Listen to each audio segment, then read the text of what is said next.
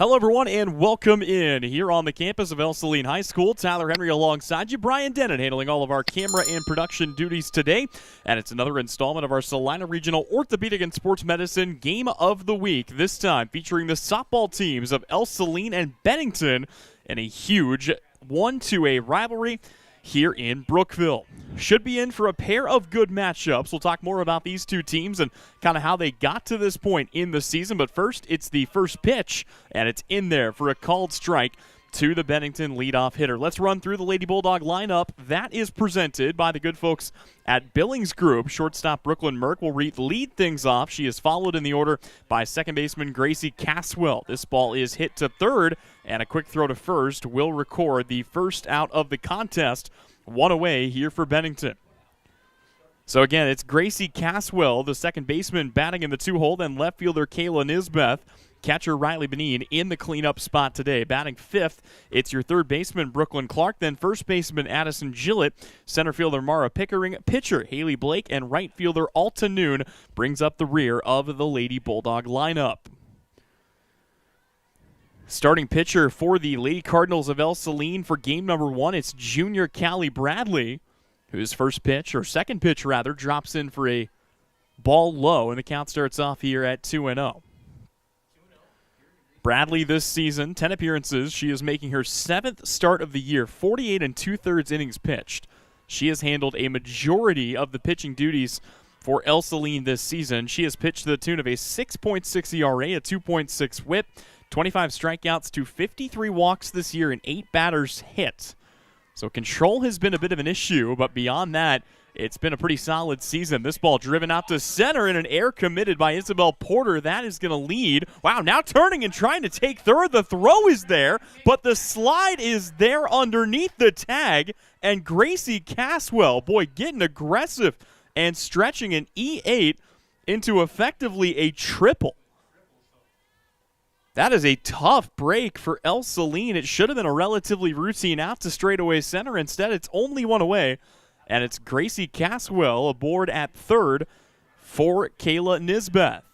Nisbeth squares to bunt, and she will put that back to the backstop here. Let's meet the defense here for Ell-Saline. It's Emily Porter who gets the start behind the dish. Johnson over at first, Heil at second, Hardesty at short, and Hecker at third. Your outfield from left to right is Lutz, Isabel Porter, and Enshando.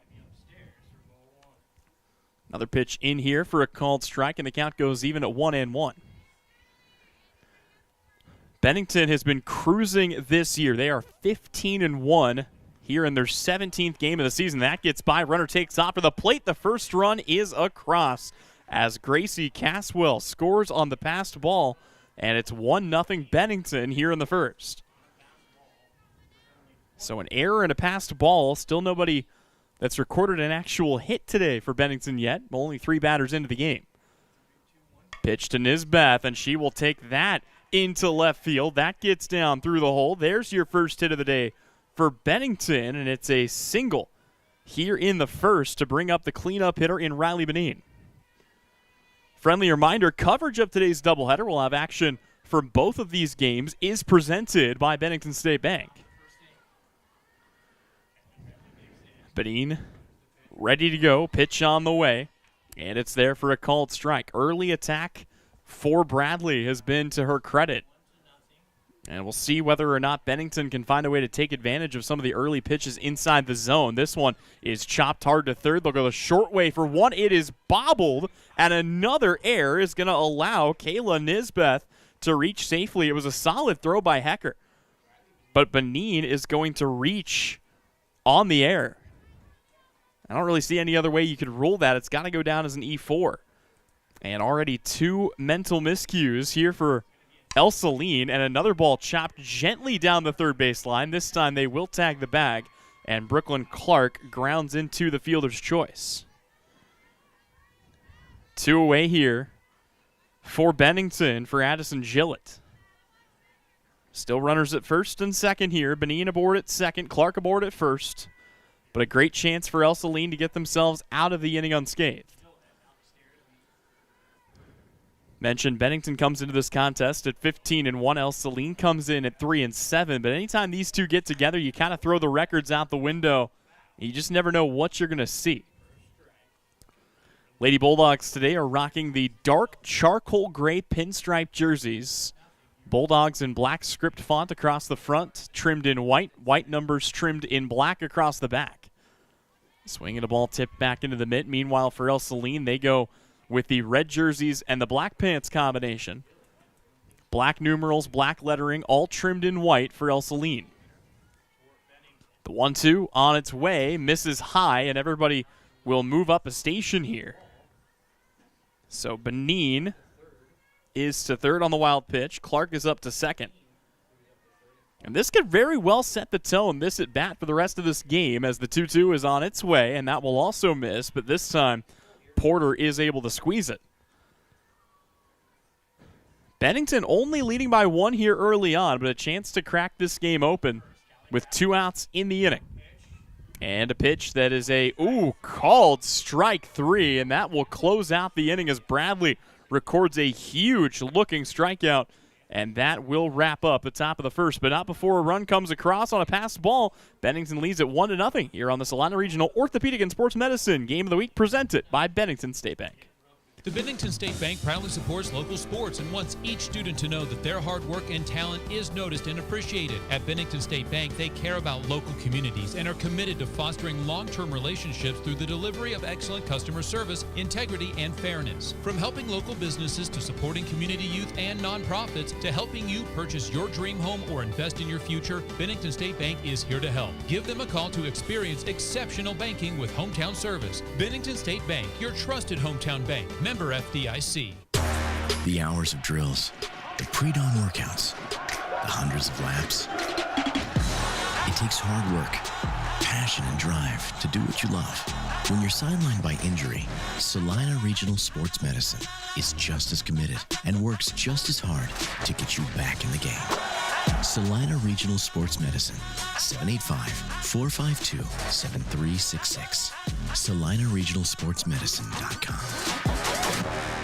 We spend 1/3 of our lives working to build our wealth. With over 50 years of combined experience, Billings Group wants to be there to help manage yours. If you're planning for retirement or looking for financial coaching, then come see us on Westchester Drive, east of the YMCA, or visit our website at billingsgroup.com. Securities offered by registered representatives through Private Client Services, member FINRA, SIPC. Advisory products and services offered by investment advisory representatives through RFG Advisory, a registered investment advisor. RFG Advisory, Billings Group, and Private Client Services are unaffiliated entities.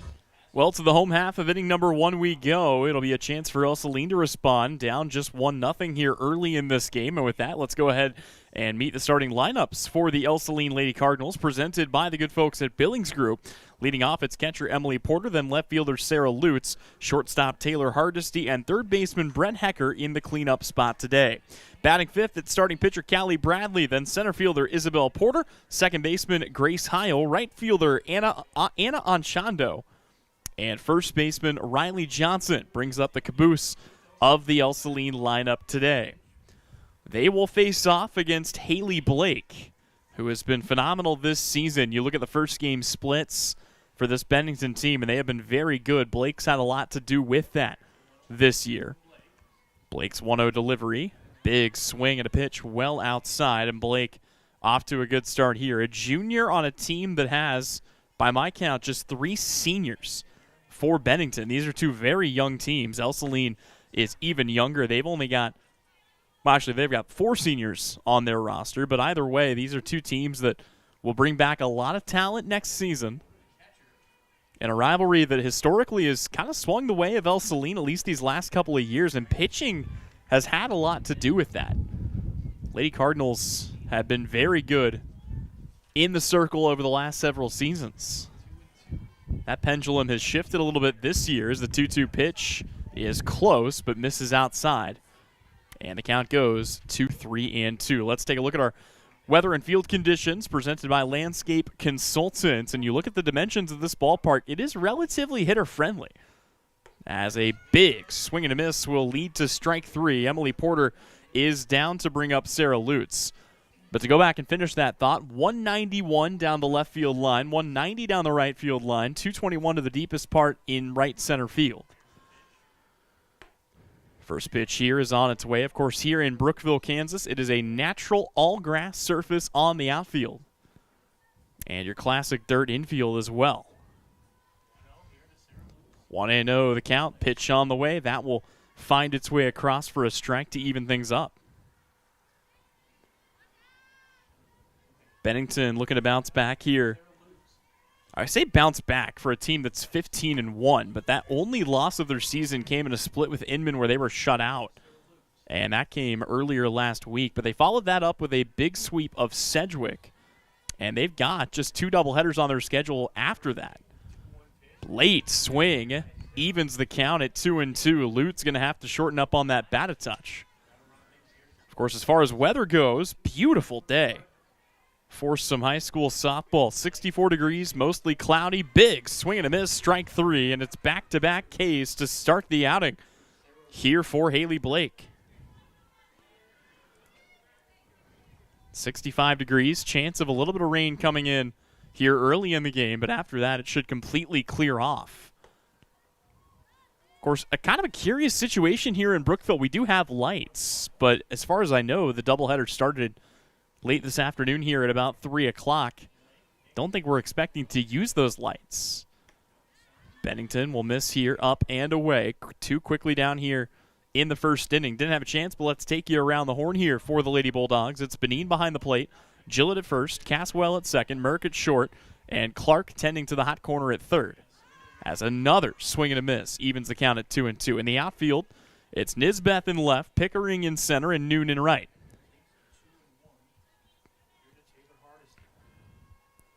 2-1 offering on the way in there for a called strike, and the count is even at 2 balls and 2 strikes. Haley Blake has cruised here in the first inning. 2 strikeouts already. That will not be one as it's roped into left field. It gets down in front of Nisbeth. Runner turns to take 2. Now she has to turn around, and there will not be a throw.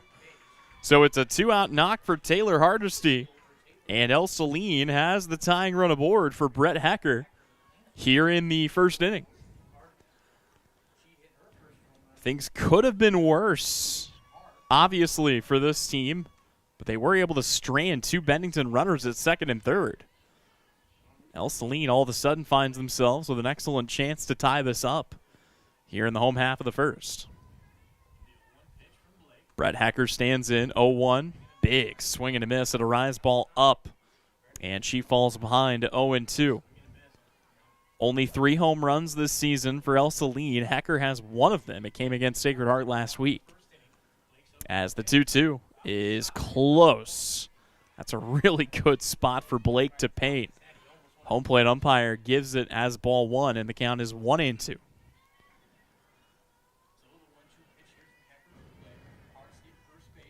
Next offering on 1-2. That is cranked, but foul. Boy, that ball finds its way into the trench back behind the bullpen. And got to be cautious when pitching to Hecker, especially when pitching up. You wonder if the next couple offerings from Haley Blake might be down just to try to keep it out of her wheelhouse. Count still 1-2. Blake kicks and fires, and it's fouled away again. So Hecker continues to battle here. Take a look at the standings in the Inman Regional, where both of these teams will be in the postseason. We'll talk more about it on the other side of the break, but right now Bennington holds a strong lead at 15-1.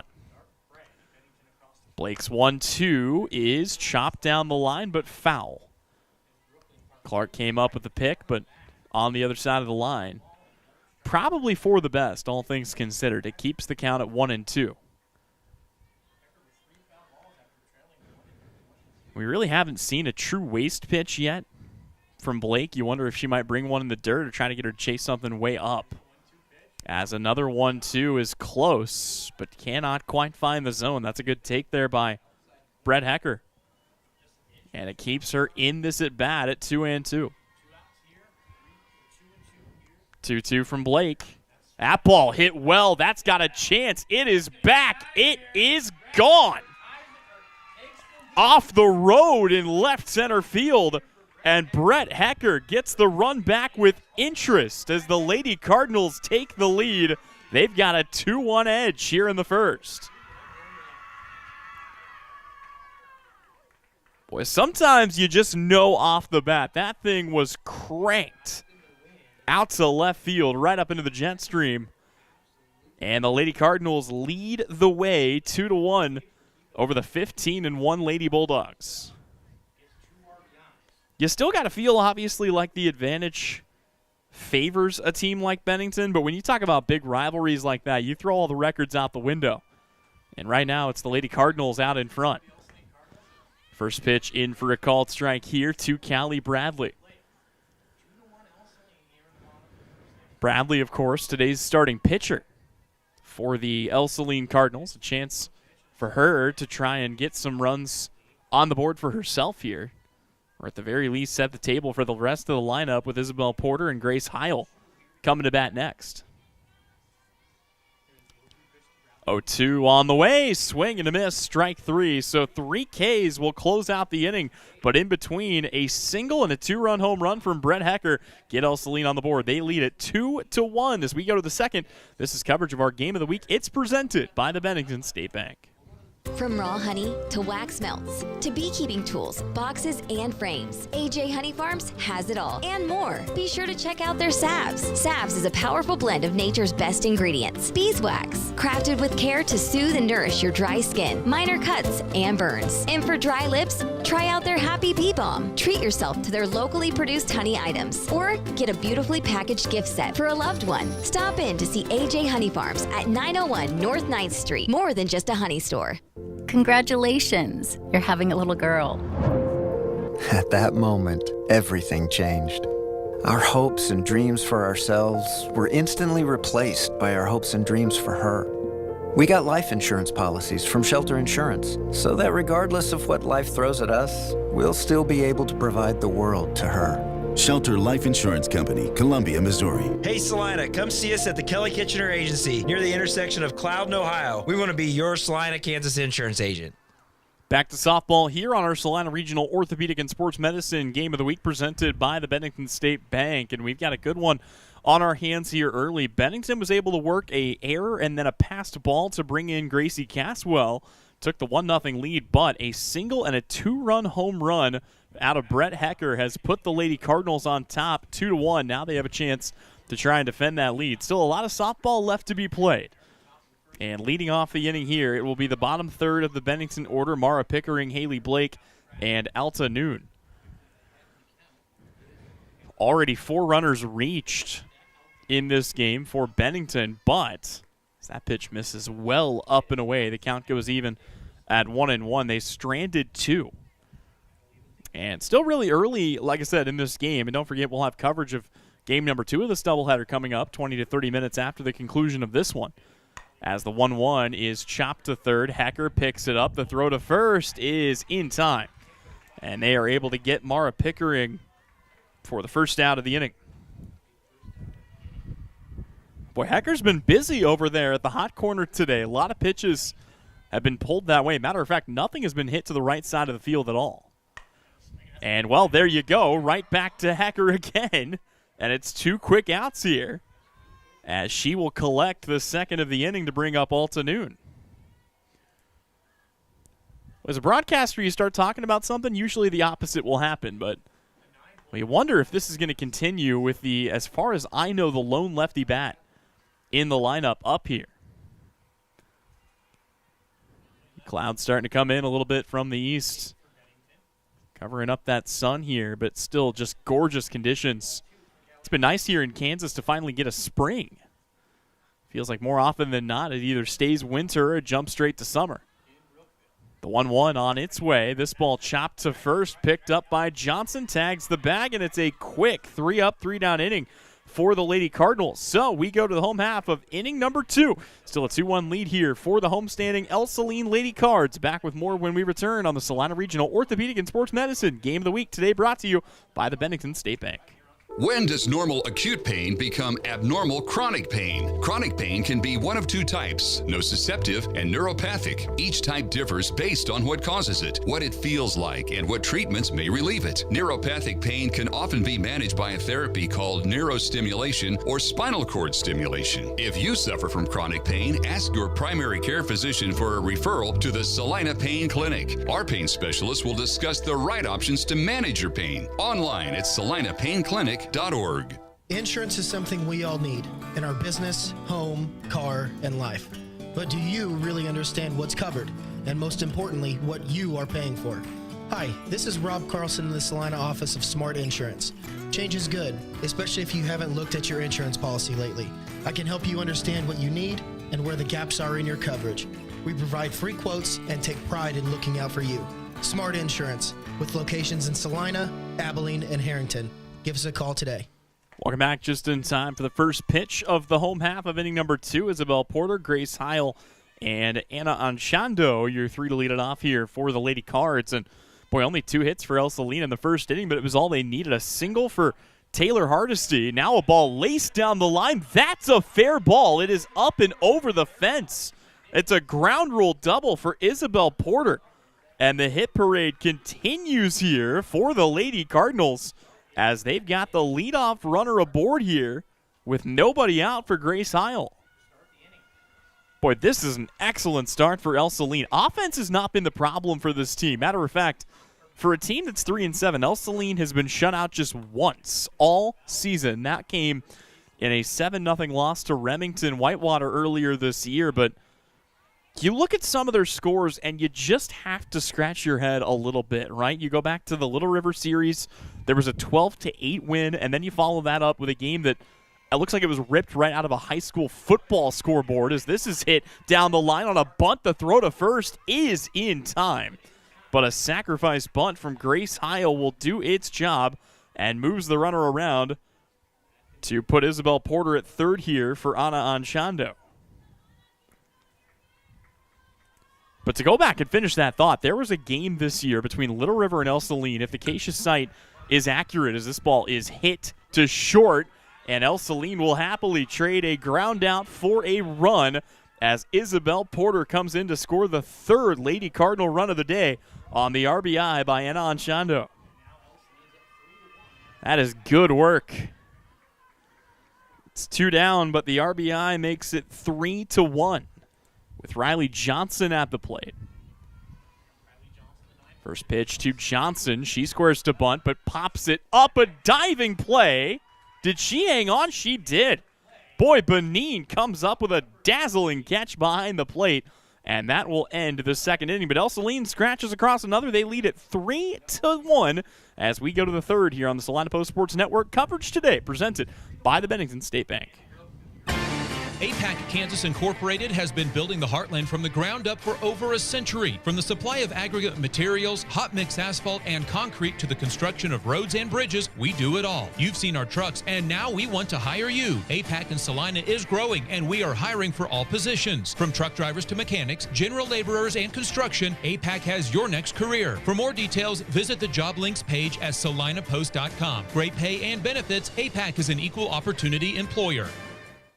Sage is your go-to source for industrial strength cleaning products, ice melt, floor equipment, paper, asphalt, and just about everything in between. Whether you're a maintenance supervisor, a small business, or just wanting your home to look amazing, stop by 732 North 9th Street in Salina, where we will be happy to assist you. You can also visit us at sageselects.com or call us at 309-1919. Sage Products, the right call every time. Coverage of today's doubleheader between Bennington and Ell-Saline is presented by the Bennington State Bank. And for the Lady Bulldogs, it'll be the top of the order to lead off the 3rd here. Brooklyn Merck, Gracie Caswell, and Kayla Nisbeth. Well, Bennington probably didn't see themselves in this position. They trail 3-1 going into the 3rd inning of a game that a lot of people had them favored pretty heavily in. Remember, they come in at 15-1. Ell-Saline comes in at 3-7, but you've also got to look at the schedules a little bit here. Obviously, the Lady Bulldogs have faced off against some really good talent, but in games against similar opponents, the results have been relatively even down the line. Both of these teams play in the same, or will play in the same regional come playoff time.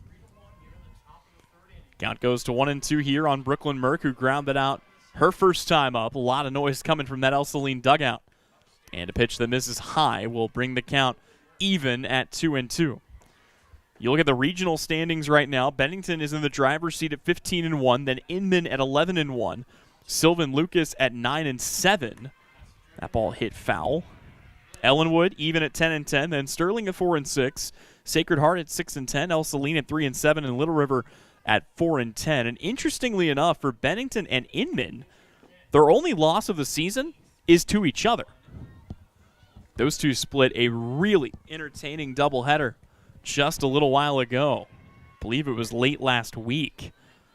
And you go back and look at those games, a 3-0 win for Inman, then a 6-5 win for Bennington in the nightcap.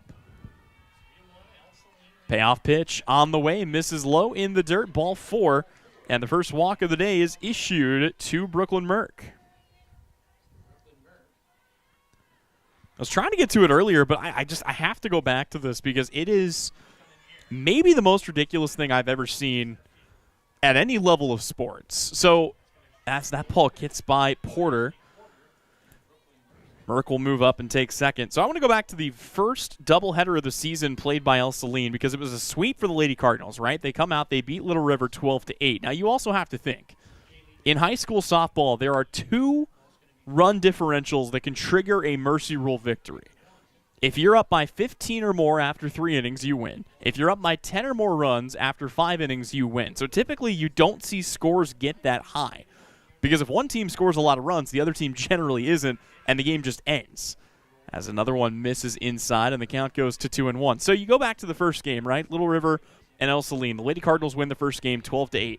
And then they win the second game by a football score of 35-21. This ball shot past Hecker. That gets into right field or left field, and Lutz takes a spill, so they will go ahead and wave the runner around. And Gracie Caswell is in standing up with an RBI double to bring Bennington back within 1. Good piece of hitting there for Gracie Caswell.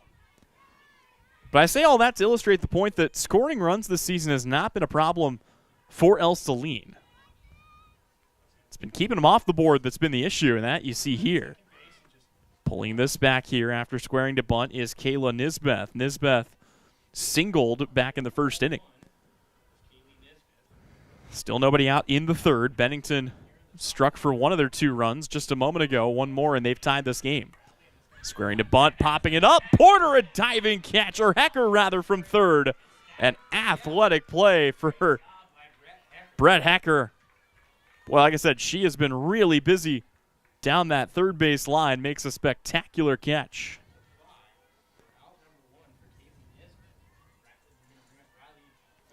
So now it falls to Riley Benin, who reached on an error back in the first. And Benin will top one foul down the third base line. It's also curious to get to this point in the season, and you've got Bennington playing in their 17th game of the year. Ell-Saline is playing in just their 11th game of the year. Both teams, at least scheduled, have 2 more regular season doubleheaders. Both teams will play Hutch Trinity. This Bennington squad will take on Canton Galva next week, and Ell-Saline will close out the year back here in Brookville against Sterling.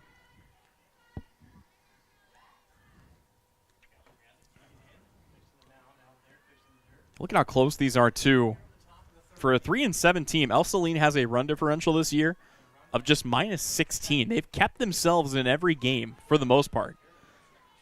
You don't see many blowout losses. Matter of fact, there are the 2 to Remington earlier this year, and then a pretty rough 13-3 game against Mound Ridge. But aside from that, everything has been relatively competitive. Coming in late is Anchondo. That's going to allow a run to score. And rule that an RBI triple is continuing to turn the corner is Benin. And she is in standing up. That is a game-tying RBI triple for Riley Benin as Gracie Caswell crosses the plate. We've got a 3-3 ball game. Good work for Benin. A bad first step for Anchondo out in right. And it brings Brooklyn Clark to the plate.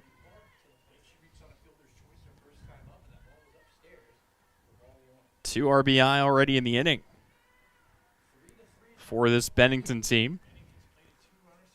And another hot shot, but it's caught by Hecker, who tags the bag, and that will conclude the third inning. Bennington ties the game, but Brett Hecker makes two spectacular plays in the field, and that will close out the top of the third. We go to the home half. Still a 3-3 ball game here on the Salina Regional Orthopedic and Sports Medicine Game of the Week, presented by the Bennington State Bank. When there is wastewater backing up into your home, time is crucial. Hours are precious to minimize the mess and damage. That is where Salina Septic Service looks out for you with direct access to their dispatch board, so you can schedule the first available appointment. Upload pictures and description of your problem on the Salina Septic Service website and secure your appointment 24 hours a day, 7 days a week. Money-saving specials now and information on worry-free service plans when you visit salinasepticservice.com. Your next visit to the doctor for an upcoming procedure or surgery should start with a conversation about Salina Surgical Hospital. Hi, this is Geraldine Diedrich, and we are truly committed to fostering your health and well-being. From outpatient procedures to inpatient stays, you will feel the difference in our excellent care and compassion. Talk to your doctor about scheduling your next procedure at Salina Surgical Hospital. Your surgical experience is our specialty. Salina Surgical Hospital is partially owned by a group of local, community-involved physicians.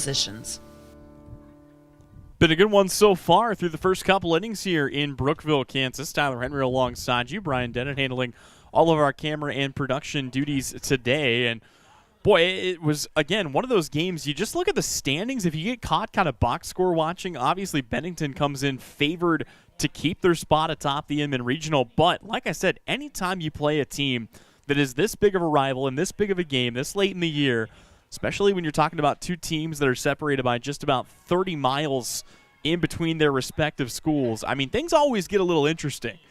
It's certainly been interesting here so far, and Brett Hecker has been fantastic. A 2-run home run back in the first, a diving catch to start the third defensively, and then the double play to close it out. And all of that has left things even on the board as the top of the order comes back to bat here for Ell-Saline. Emily Porter, Sarah Lutz, and Taylor Hardesty to lead off the third. Big swing and a miss here by Porter. She went down swinging her first time up. Got to be cautious not to have that same fate again. And that's kind of the other thing. Early on, it really did look like Haley Blake might cruise. She picked up 2 strikeouts for the first 2 batters of the game. Came back, gave up the single and the home run, then got another strikeout. But then a quick ground rule double for Isabel Porter, a sac bunt, and an RBI ground out allowed the Cardinals to bring across their second run of the day.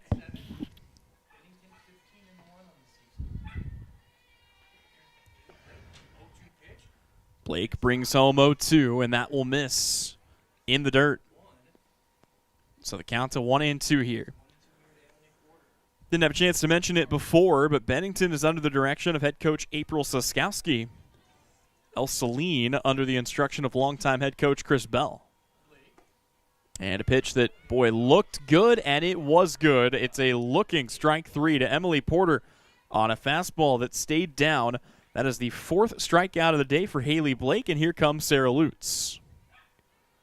Lutz, of course, was a strikeout victim herself back in the first inning.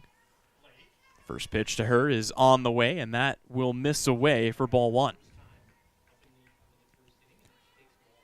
Mentioned the run differential for Ell-Saline this year. It's only -16 despite that 3-7 record. As a big swing and a miss will put Lutz behind at 1-1. You look at Bennington's run differential on the year, how about +150? That's why I say that, you know, Ell-Saline doing a lot of good things to stick around in this game. As another swing and a miss will put her down 1-2.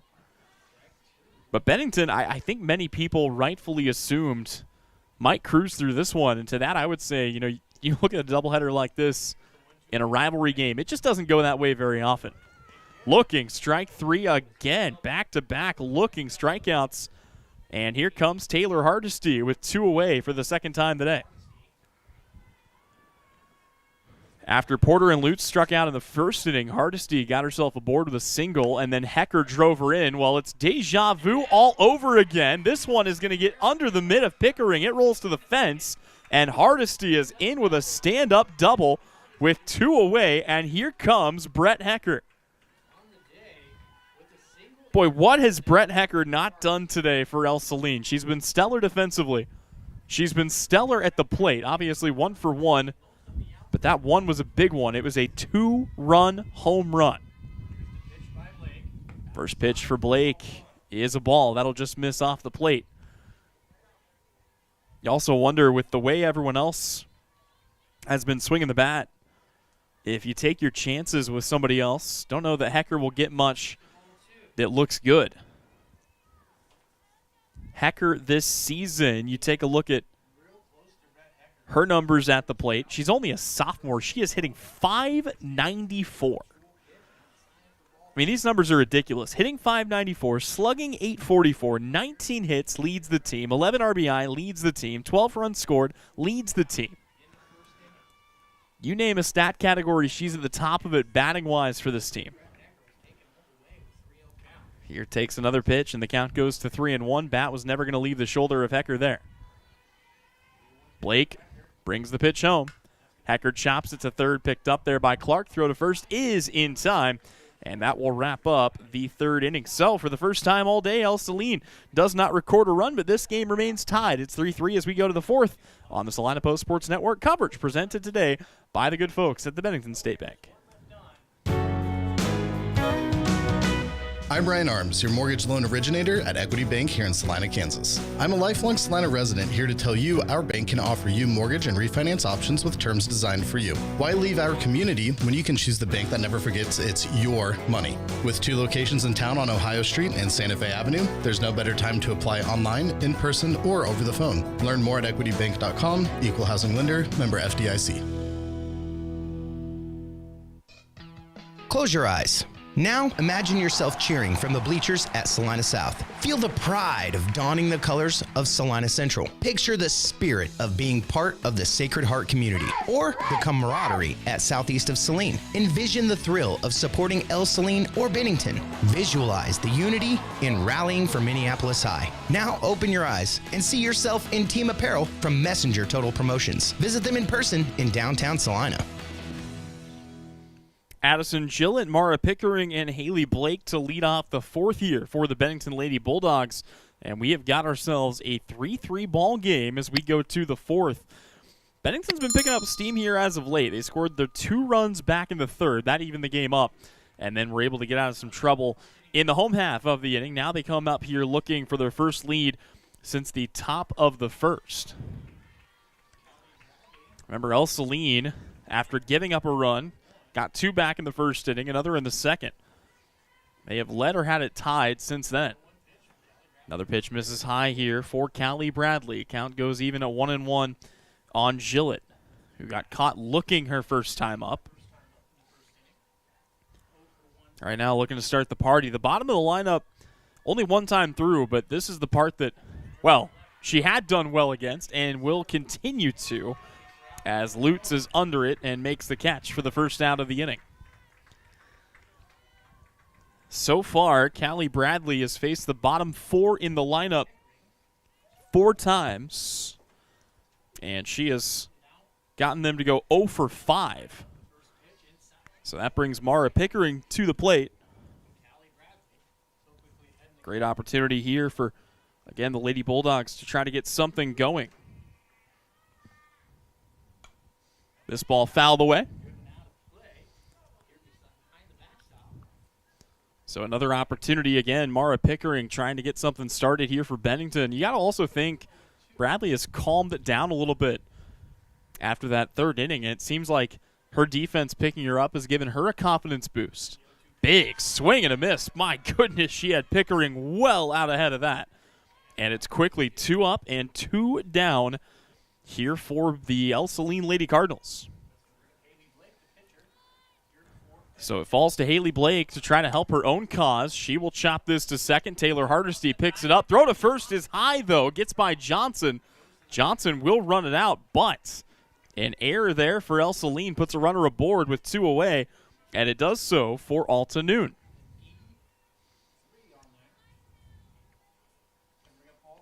Tough break there for the Lady Cardinals, who had been cruising through the last several batters, and you've got the top of the lineup coming up next.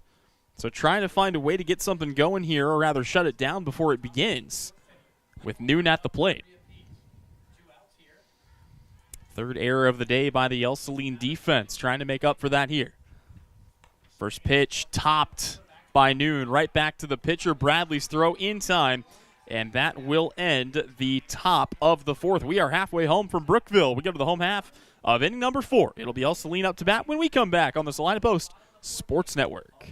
I've always believed in love stories that last forever. At Vernon Jewelers, we've been crafting these stories for 141 years. Each piece is a chapter in a journey, a testament to timeless romance. Whether it's an engagement ring or a cherished anniversary gift, we create memories that sparkle. Look for that iconic sign and discover our collection and personalized customer service in our 141st year. We're not old, just really good at what we do. Vernon Jewelers in downtown Salina, because love deserves that perfect setting.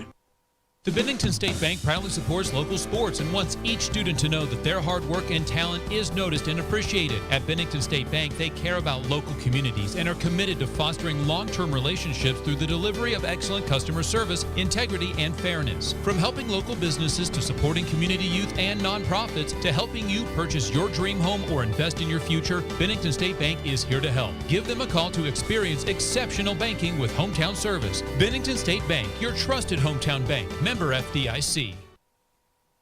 Heart of the Ell-Saline order to lead off the 4th here. It'll be Callie Bradley, Isabel Porter, and Grace Heil. And they will square off with Haley Blake once again, as Blake's first pitch misses high. They've done a good job of kind of sitting back and picking their spots, and they haven't really taken advantage of any mistakes. They have just been putting the ball in play well. Again, for Ell-Saline, offense has been there all year, as a high swing and a miss will bring the count, I believe, even to 1-1. Bradley got caught chasing a pitch up back in the first inning. Trying to avoid the same fate here. The 1-1 pitch. Here she'll chase outside, and the count goes to 1-2. Isabel Porter, who hit the ground rule double and came in to score the most recent Ell-Saline run, is in the on-deck circle. This will miss up and away, and the count goes to 2-2. It was a good way of manufacturing the run, too. Heil laid down a sac bunt to get her over to third, and then Anchondo hit the RBI ground out. Here, it's another swing and a miss, strike 3.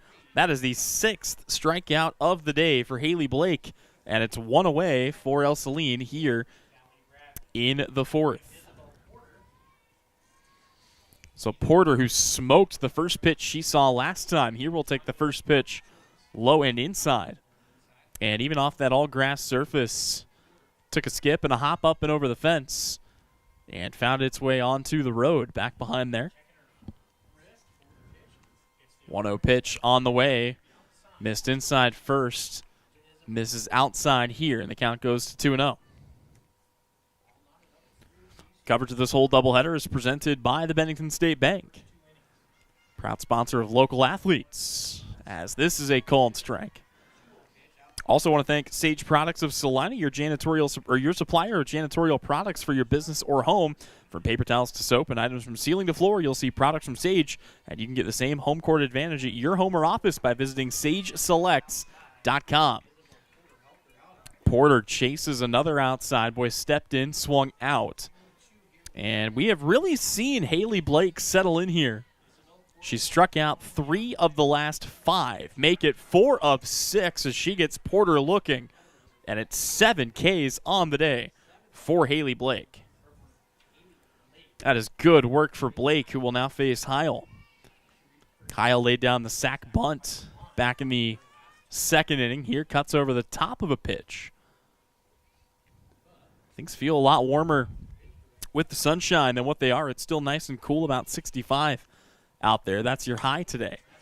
This ball taken to short, picked up here by Merck. Throw to first in time, and it's another quick 1-2-3 inning for the Lady Bulldogs of Bennington. We'll step away. When we come back, it's the 5th inning of action between Ell-Saline and Bennington here on the Salina Post Sports Network.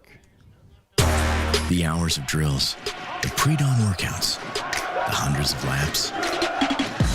It takes hard work, passion, and drive to do what you love.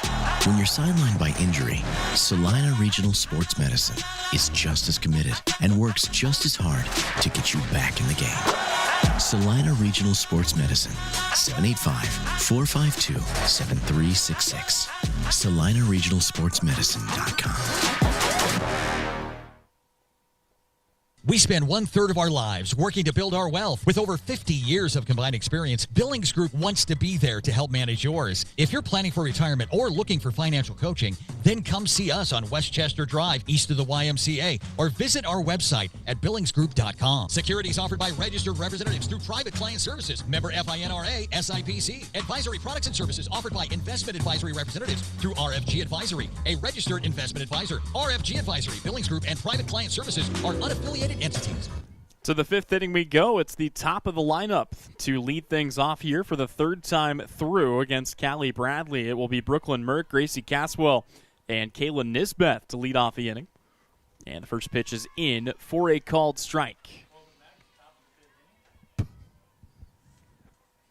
This part of the order has had their fair share of success so far, as all of them have reached, matter of fact, the first 5 in the order have reached at least once today. Brooklyn Merck and Gracie Caswell have scored all 3 runs for Bennington. They have done the job of the quintessential table setters. Here, it's a ball that is falling fast, and that is going to be down in the triangle. Runner takes off for second, and that throw gets away. Tough break there. Brooklyn Merck is going to be in. You have to rule that a double, but boy, she should have been dead to rights at second base, and instead, Bennington has the leadoff runner in scoring position with nobody out for Gracie Caswell. Caswell reached on an error herself. That came back in the first inning. Takes the first pitch away. She has come in to score twice. Reached on the air, reached on the RBI double, and has come in to score a run both times. 0-1 smoked into the gap. That hangs up, though, and the catch is made by Lutz in left. 1 away here in the 5th. First time Caswell's been retired today. So Kayla Nisbeth is up now, a single, and then what would have probably been another infield single if not for a diving catch by Brett Hecker. First pitch to her, chop to Hecker, eats her up though, and Nisbeth is able to reach on the E5. Riley Benin will grab a bat next, and this has been the troublesome bat for Ell-Saline today. Benin has a triple, also reached on an error. Every time she's put the ball in play, something good has happened for Bennington. First pitch here misses low. Count starts off at 1-0.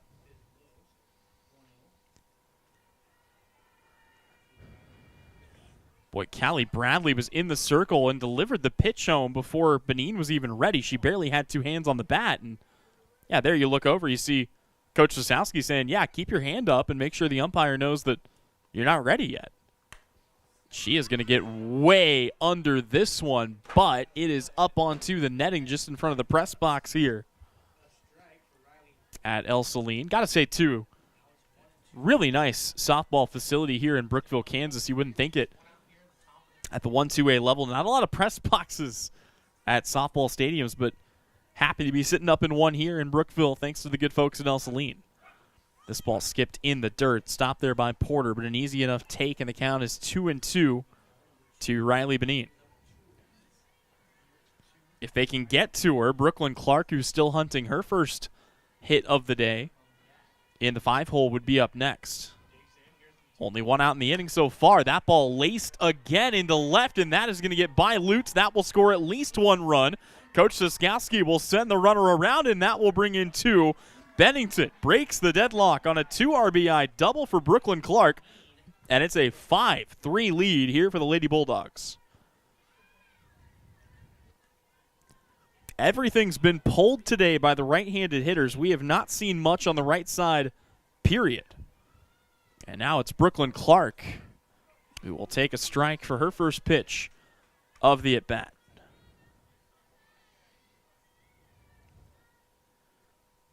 Honestly, the way that we have seen Haley Blake settle in, you wonder if Bennington might need any more runs.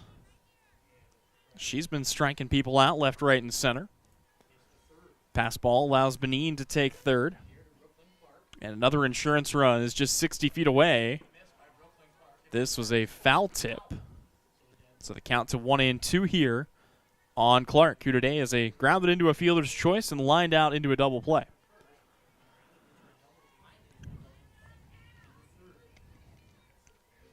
Callie Bradley looking for the second out of the inning.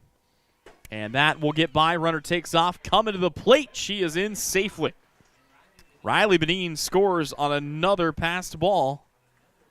And it's 3 runs across in the inning to double the score. 6-3 now.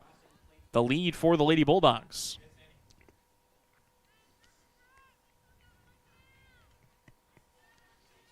Brooklyn Clark will dig back in. 2-2 the count. Nobody else to focus on now if you're Bradley, but the batter. Although that misses high and the count is full.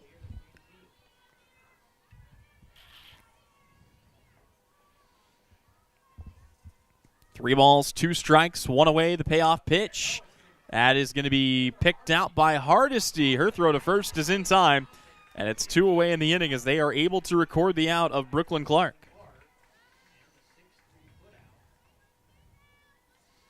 Good, efficient work there for Hardesty. And it now falls to Addison Gillett, who led off the 4th inning with a F7. Got a hold of it, but like I said, just hung up long enough as this ball's tipped foul back off the plate.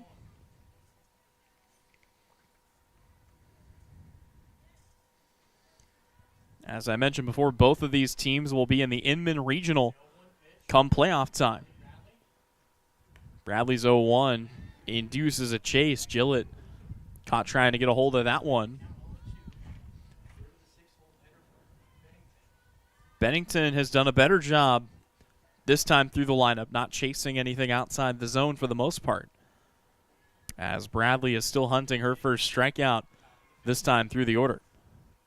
And, well, there you go.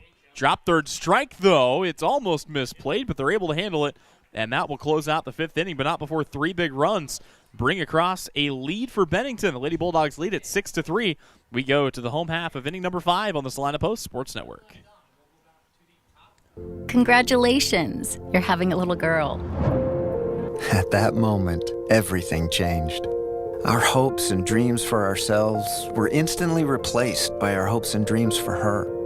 We got life insurance policies from Shelter Insurance, so that regardless of what life throws at us, we'll still be able to provide the world to her. Shelter Life Insurance Company, Columbia, Missouri. Hey Salina, come see us at the Kelly Kitchener Agency near the intersection of Cloud and Ohio. We want to be your Salina, Kansas insurance agent. When does normal acute pain become abnormal chronic pain? Chronic pain can be one of 2 types, nociceptive and neuropathic. Each type differs based on what causes it, what it feels like, and what treatments may relieve it. Neuropathic pain can often be managed by a therapy called neurostimulation or spinal cord stimulation. If you suffer from chronic pain, ask your primary care physician for a referral to the Salina Pain Clinic. Our pain specialists will discuss the right options to manage your pain. Online at salinapainclinic.org.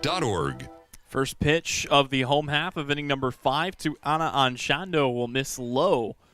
No, called strike, and the count begins at 0-1. Anchondo brought in the last run for Ell-Saline back when it was still a 3-3 ball game, and that came on an RBI ground out. Here she will ground one back into the backstop, and the count will fall to 0-2. So it's Anchondo, Johnson, and Emily Porter to lead off the 5th inning for the Lady Cardinals, who suddenly find themselves down by 3. They've got to be cautious here in the 5th as that one, well, gets away just a touch from Haley Blake. Big old grin on Blake's face as she'll get the ball back here. Knew she hung on to that one for an extra second too long. The way Blake's been going, though, you got to think not much is going to rattle her. She has set down the last 10 batters she's faced. And among those 10, 4 have been retired via the strikeout. The last batter to reach successfully was Taylor Hardesty, who did hit a double back in the third inning but was immediately stranded. Couple of well-hit balls. All 4 base runners for Ell-Saline today have been on clean hits. As chasing outside, strike 3, Anon Shondo is down on strikes, and that is the 8th K of the day for Haley Blake. So Riley Johnson will pick up a bat. Johnson popped up to the catcher her first time up. It was Benin who made the diving catch. First pitch misses low here. Just a reminder, we will have coverage of game number 2 coming your way 20 to 30 minutes after the conclusion of game number 1 here. Pitch to Johnson, lifted foul down the right field line. Saw a couple people give chase, but nothing doing there. Like I said, really good start here for Haley Blake. She has cruised after giving up the 2-run home run and the ground rule double. It's been relatively smooth sailing ever since. The 1-1 is fouled off, and the count goes to 1-2.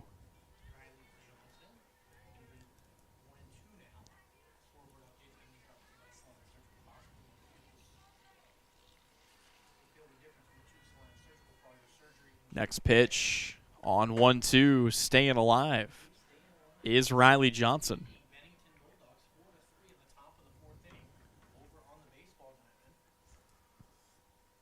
Great chance for Blake to pick up what could potentially be her 9th strikeout of the game right here. From the windup, she will set and fire. Instead, it's taken to third, picked up by Clark, throw to first in time. And it's 2 up, 2 down to bring up Emily Porter. And normally, your best batters are 1 through 5, but that part of the lineup Blake has handled well. Emily Porter is 0 for 2 with 2 strikeouts. Sarah Lutz is 0 for 2 with 2 strikeouts. Callie Bradley is 0 for 2 with 2 strikeouts. Taylor Hardesty is the only player who has reached base twice today for Ell-Saline, and the first pitch is in for a called strike here to Porter.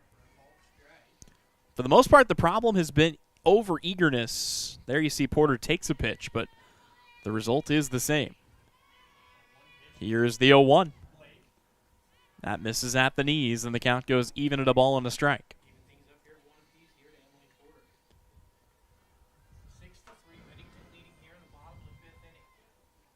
If they can get to her, Lutz is in the on-deck circle. Just trying to find some more life in the bats as this is fouled back. Quick check of our Bennington State Bank scoreboard. Ell-Saline leading Bennington 4-2 on the baseball diamond. That game in the top of the 4th inning. 1-2 the count. Haley Blake rocks into the windup, brings home the pitch, and it's another strikeout of Emily Porter, the 9th strikeout of this game for Haley Blake, and she is positively cruising. We go to inning number 6. It's still a 6-3 lead for Bennington on the Salina Regional Orthopedic and Sports Medicine Game of the Week, brought to you today by the Bennington State Bank.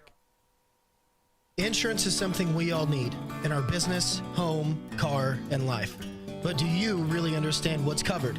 And most importantly, what you are paying for? Hi, this is Rob Carlson in the Salina office of Smart Insurance. Change is good, especially if you haven't looked at your insurance policy lately. I can help you understand what you need and where the gaps are in your coverage. We provide free quotes and take pride in looking out for you. Smart Insurance, with locations in Salina, Abilene, and Harrington. Give us a call today. APAC Kansas Incorporated has been building the heartland from the ground up for over a century. From the supply of aggregate materials, hot mix asphalt, and concrete to the construction of roads and bridges, we do it all. You've seen our trucks, and now we want to hire you. APAC in Salina is growing, and we are hiring for all positions. From truck drivers to mechanics, general laborers, and construction, APAC has your next career. For more details, visit the job links page at salinapost.com. Great pay and benefits, APAC is an equal opportunity employer. 6-3 our score as we go to inning number 6. A chance for Bennington to add some more insurance with the top third, or the bottom third of their lineup coming to the plate. It'll be Mara Pickering, Haley Blake, and Alta Noon to lead it off against Callie Bradley, And on the other side, Ell-Saline is going to be down to their final 6 outs. They got to be cautious. And it all starts here on the defensive end, although that ball is lifted well to deep left center. It is off the fence. Turning 2 is Mara Pickering. And she is in with a stand-up double that missed being a home run, I mean, by maybe a foot in either direction. A monstrous double. And here comes Haley Blake. Blake now with a chance to aid in her own cause. First pitch to her. Misses high. Boy, Pickering previously was 0 for 2, a ground out and a strikeout, but boy, put a little something extra behind that swing. Now caught chasing a pitch low and just fouling it off is Blake on a pitch in the dirt. And the count evens here at 1-1. Wind is, for what it's worth, blowing out today. 1-1 misses up and away again, and the count goes to 2-1. Pickering taking a relatively reasonable secondary, but we've seen Bennington get aggressive on the base paths today. This ball roped foul down the left field line. And it's up on top of the dugout. So the count is 2 balls, 2 strikes to Haley Blake. Trying to earn her team and herself some run support. The pitcher of record in line for the win. She'll pop this up out into right field. And that will be Isabel Porter's ball as she calls everyone off and makes the catch for the first out of the inning. Alta Noon is the next up to grab a bat here. Noon wears the very rare number 88. And that tells you one of a few things. My guess is that these Bennington jerseys are custom for each player. A lot of schools have just kind of the base set of jerseys. You turn them in at the end of the year, you get the same jersey the following year, but normally you don't see numbers as high as 45 and 88. Next pitch misses high and away. Take a look at Ell-Saline's roster. They've got more traditional numbering as it goes from 0 to 28. That's it. Good drop ball, misses away. Easy enough take there for Noon, and the count is 3-0. Likely Noon going to be taking all the way here. Noon, yep, taking the whole way and taking a strike. Free pitch, essentially, for Callie Bradley, who has to square up again now. The 3-1 misses away, ball 4. And the 9-hole hitter, Alta Noon, will walk with the top of the order up to bat. Brooklyn Merck smashed a double her last time up. Rolled all the way to the fence. Merck today officially 1 for 2. Make her 2 for 3 as she's got a single into left field. And Brooklyn Merck follows up her 5th inning double with a 6th inning single to load the bases for Gracie Caswell. Great chance for the Lady Bulldogs to break this game wide open. They already lead by 3. Caswell, who's got 1 RBI double today, will rip this ball foul. Well, that one might have found a bird's nest at the very top of the tree out behind the left field line. Caswell today reached third base on an error. Smashes this one into left. That's going to be good enough to score at least 1 run. They're going to test the arm and wave another runner around. Oh, but they nail her. Throw back to third, not in time. So Pickering comes in to score. The relay will cut down Alta Noon at the plate. Brooklyn Merck moves up to third, and it's Gracie Caswell with an RBI single who puts the Lady Bulldogs ahead 7-3.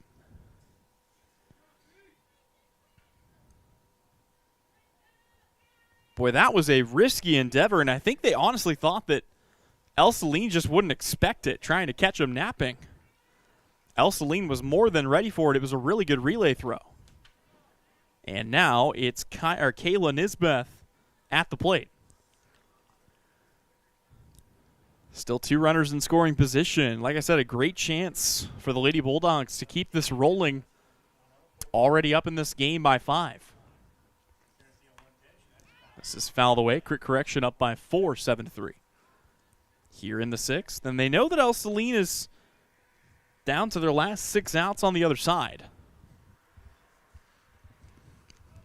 But the Lady Bulldogs, especially in a rivalry game, not going to pull any punches here in the 6th inning. 0-2 gets away, runner holds. And they will keep Brooklyn Merck right where she's at third. Big smile and a laugh and a pat on the back from Coach Sosowski. You're going to tell how much fun they're having out here.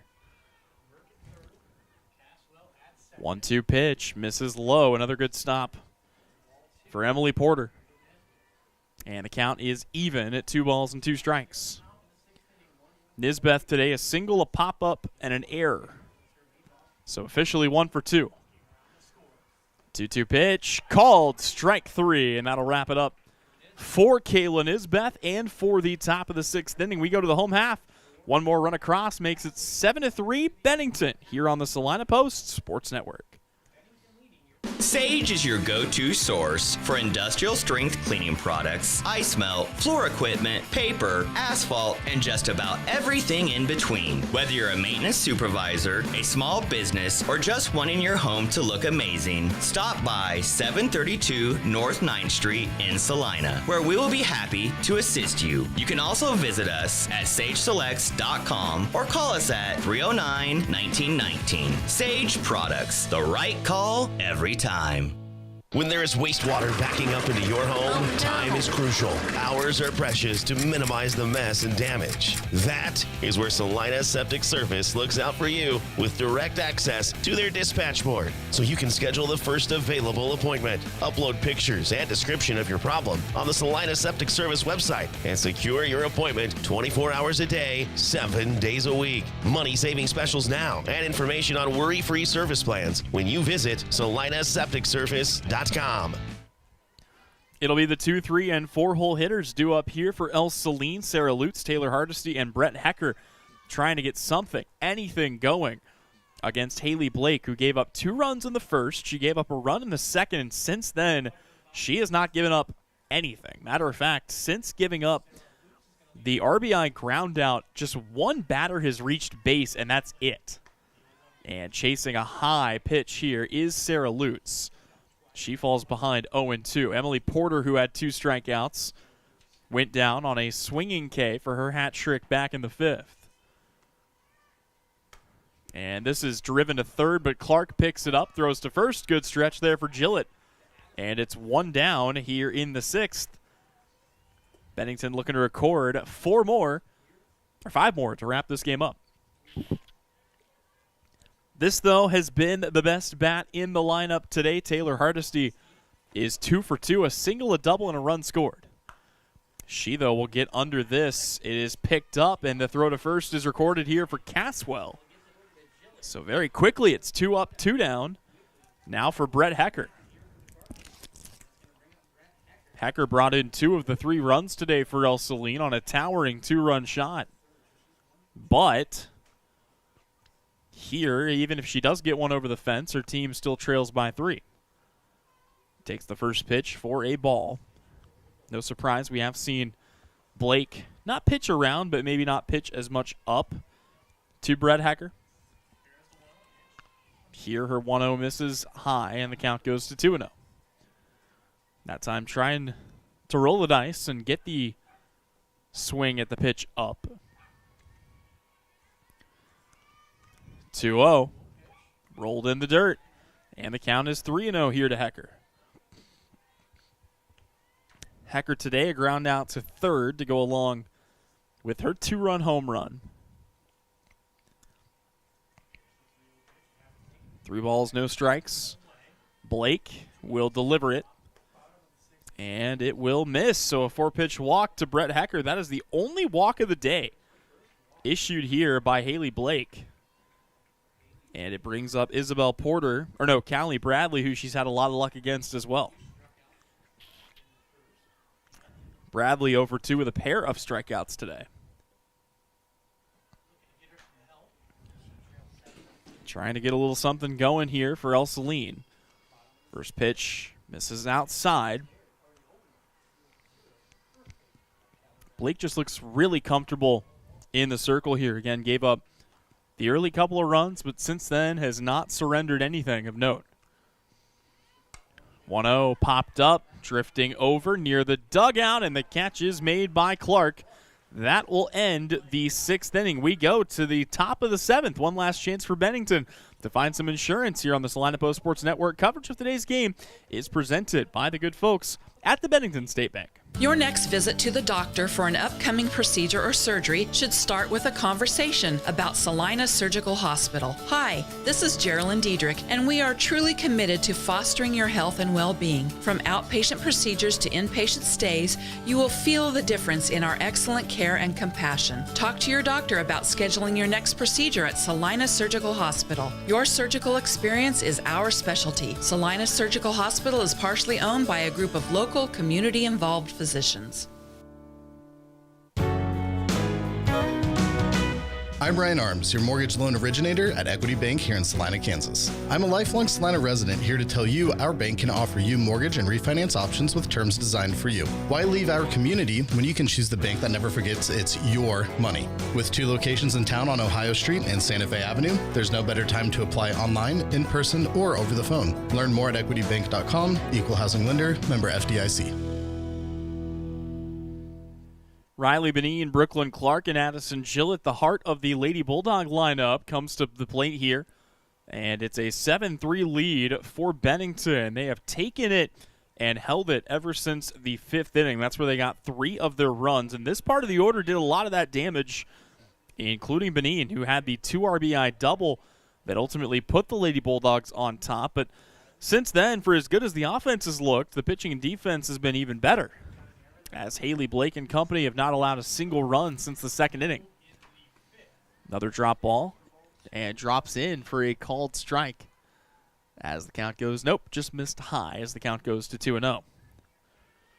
Benin today, a 2 RBI double, a triple, and reached on an error, so officially 2 for 2 with 2 runs scored and 2 RBI. Epitomizing the cleanup hitter here.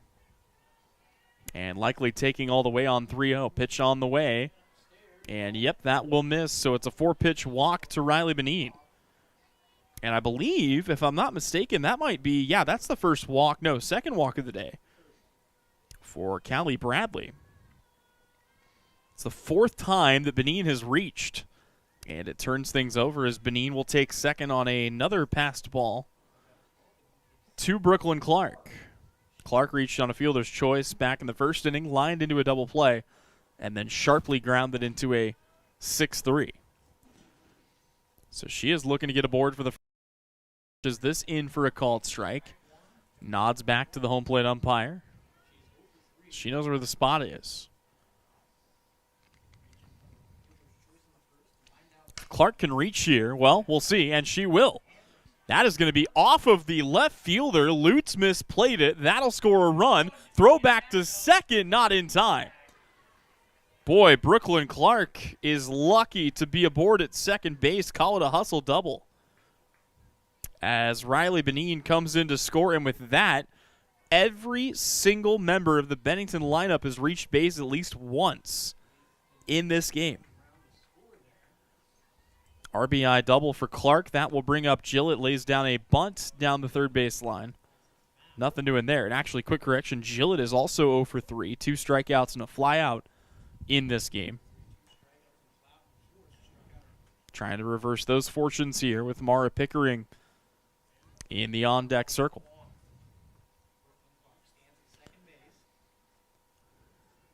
The 0-1 on its way. Trying to square down another bunt, coming up empty, and boy, kind of flinging the bat a bit in frustration is Gillett. Very capable hitter is Gillett. Just had some bad luck here in this game so far. Wind shifting, blowing in a bit. The 0-2, swing and a miss. She will try to head for first, and the throw is into right field. Here comes a run to score. And Addison Gillett is in at first on a strikeout. Fifth strikeout of the day officially, but brings in Brooklyn Clark, and it keeps the inning going. And now Bennington is flirting with potentially bringing this one to a close in another way, although that will hurt the cause as Hecker is able to record a quick put-out on the pop-out. And it's one away in the inning. Haley Blake at the plate. Officially 0 for 2. Reached on an error here. A jam shot that is just under the mid of Hardesty. And it's a single for Haley Blake. Puts runners at first and second for Alta Noon. Noon reached on a walk back in the 6th inning. Aside from that, 0 for 2. Grounded out to first in the 2nd, grounded out to the pitcher in the 3rd. Still in search of her first hit of the day with the top of the order looming. Right now, a 6-run lead for the Lady Bulldogs. They've got plenty to defend on the other side, as Ell-Saline will be down to their final 3 outs. And in case you're wondering, for the Lady Cardinals, it will be Isabel Porter, Grace Heil, and Anna Anchando. The 3 due up to lead off the inning for the Lady Cardinals. 1-1 gets away. Runners take a look, but will hold position.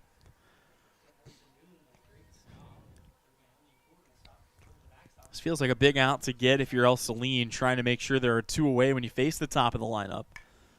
This ball, well, that might have double play written on it. They try to make the tag. The throw back to first is not in time, and I don't think they got either of them. They tried to tag Haley Blake on her way to second. She got away from it, and everyone's safe. So Gillett moves up to third. Noon moves up to first. And you can rule that an infield single. And here comes Brooklyn Merck with the bases loaded. For what it's worth, Merck represents the game-winning run. If she comes in to score, as does everyone in front of her, this game is over early, and because of that, you see the infield coming in. Hot shot down the line is foul.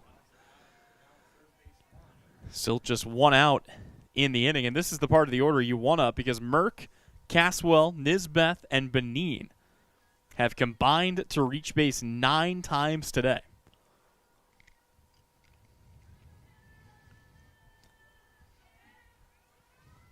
Oh, and 1 the count. Pitch on its way to Merck. She'll watch that inside for a ball. Entire infield is in, so there's a lot of real estate up the middle right now. If Merck can find a good pitch to get around on, and she does. Slapped into left field. Under the glove, it goes 5-hole on Lutz. It rolls to the fence. 1 run scores. 2 runs score. Here comes Alta Noon. It's 3 runs in on a 3 RBI double for Brooklyn Merck and a 9-run lead for the Lady Bulldogs, who take it 12-3.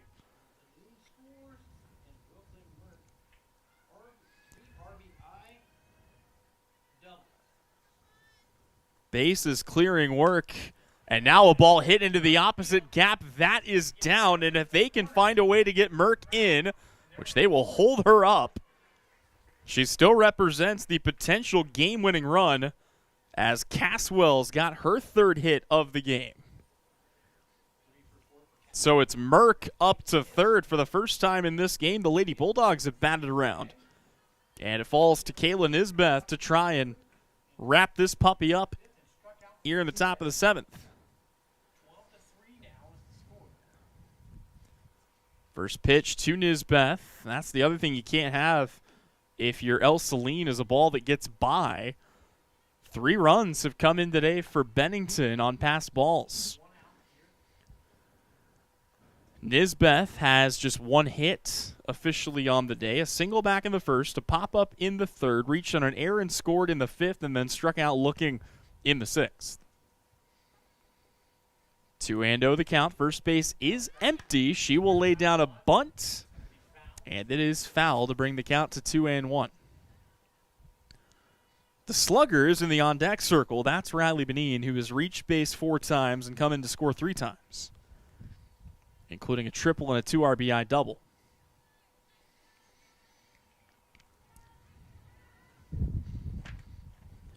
Pitch to Nisbeth, outside, ball 3 in the count, 2-3-1. Walking Nisbeth is of little consequence here. If anything, it actually helps your cause, because her run doesn't matter at all here. And yeah, there you go. So it's a walk to Nisbeth, which I think in the grand scheme of things is a good thing here for Ell-Saline. But with one away here, it brings Riley Bennington to the plate with a chance to end this game. Only one out. Bases loaded. And the potential mercy rule triggering game-winning run just 60 feet away, represented by Brooklyn Merck. First pitch in for a called strike. And like I mentioned, the runners on first and second do not matter for all intents and purposes. Bennington has reached base all 4 times and will take another pitch inside for ball 2.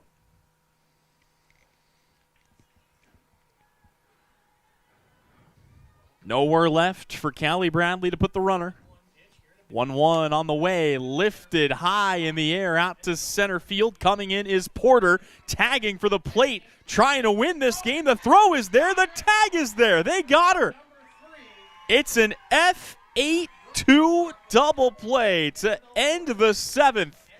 And we go to the home half of inning number 7. One last chance for the Ell-Saline Cardinals when we come back on the Salina Post Sports Network.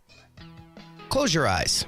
Now imagine yourself cheering from the bleachers at Salina South. Feel the pride of donning the colors of Salina Central. Picture the spirit of being part of the Sacred Heart community or the camaraderie at southeast of Saline. Envision the thrill of supporting Ell-Saline or Bennington. Visualize the unity in rallying for Minneapolis High. Now open your eyes and see yourself in team apparel from Messenger Total Promotions. Visit them in person in downtown Salina.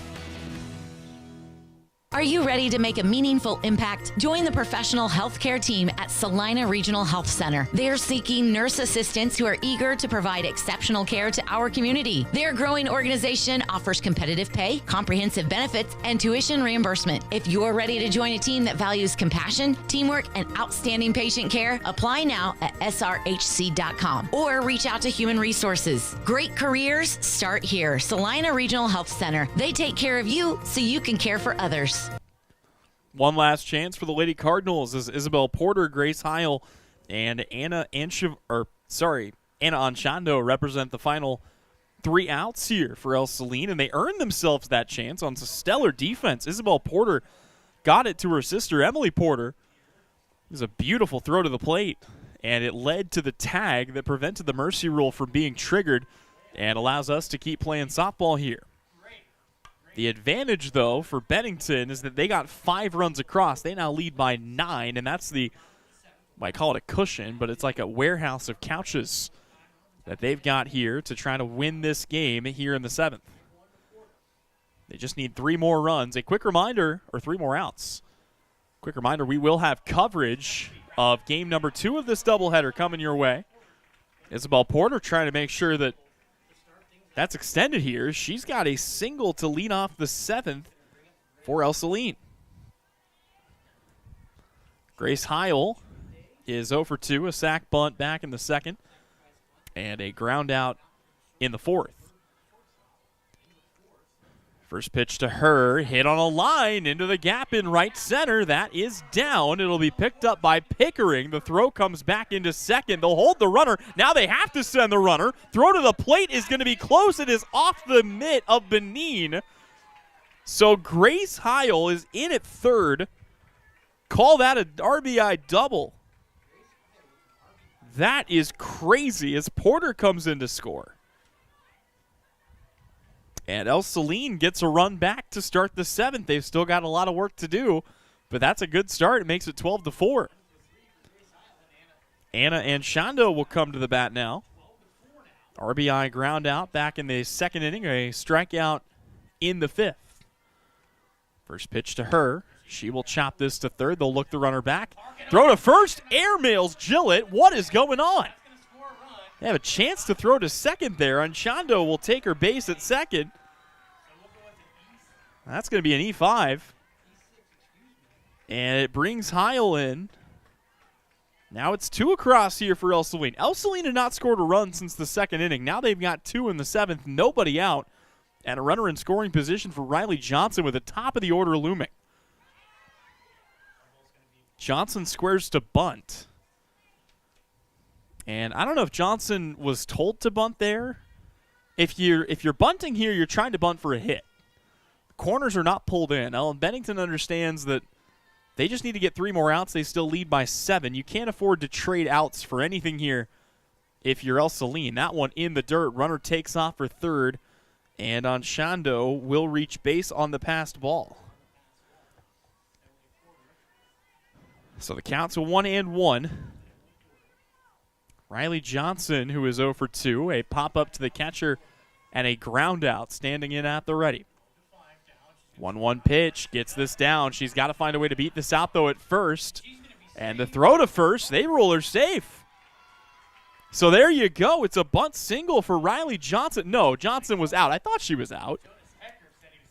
So Riley Johnson will successfully bing in the RBI sac bunt.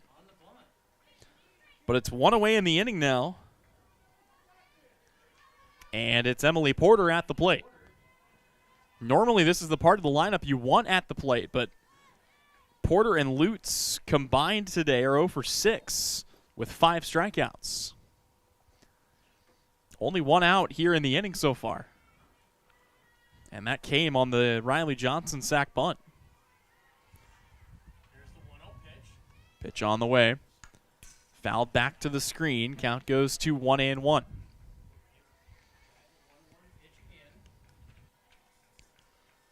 Quick reminder, coverage of today's game brought to you in part by Salina Regional Health Center. They are hiring. See all their open positions. Start your new career today by visiting srhc.com.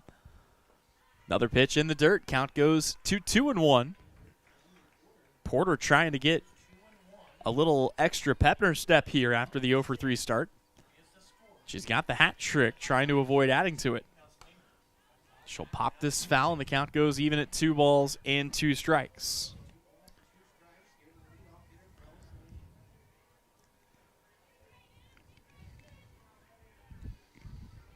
So 2 balls, 2 strikes, 1 away.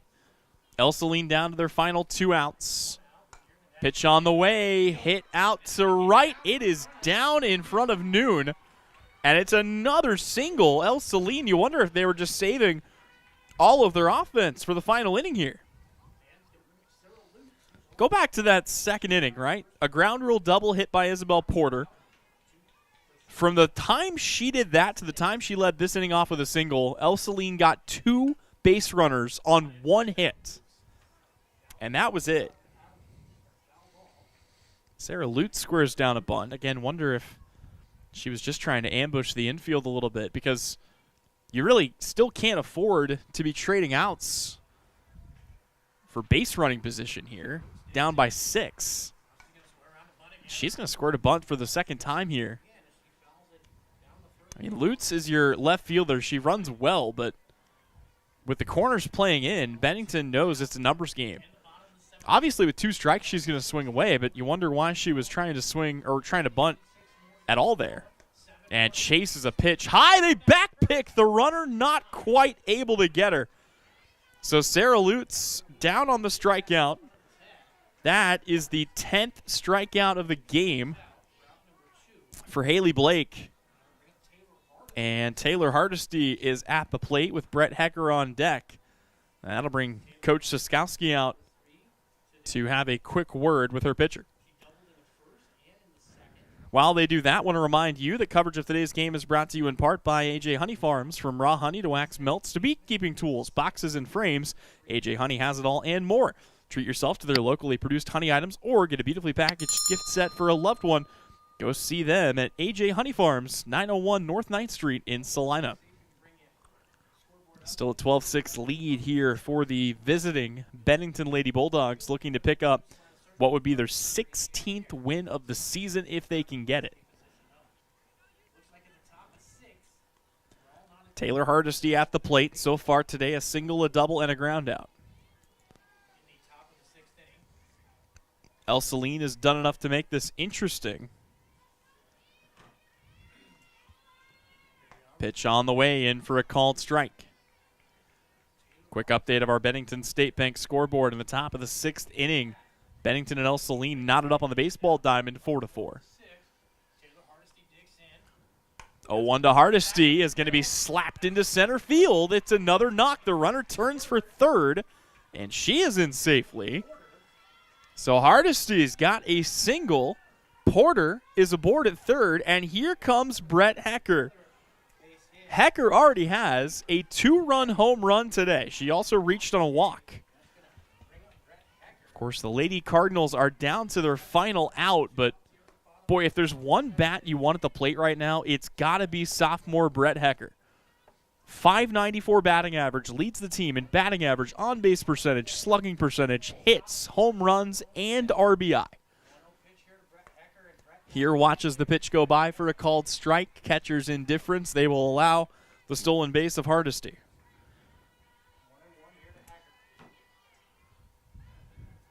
Hecker represents the last hope for the Lady Cardinals. The 1-1 pitch is chopped foul down the third base line. Clark stays patient. That ball that Hecker hit back in the first inning, I'm not sure if it's landed yet. I mean, she cranked that thing. But since then, a ground out and a walk. The 1-2. Swing and a miss, strike 3. And the 11th strikeout of the day for Haley Blake will bring this game to a close. A 12-6 win for the Bennington Lady Bulldogs. We will have coverage of Game 2 coming your way 20 to 30 minutes after the conclusion here. We'll be back then. This has been the Salina Regional Orthopedic and Sports Medicine Game of the Week. It's brought to you today by the good folks at the Bennington State Bank.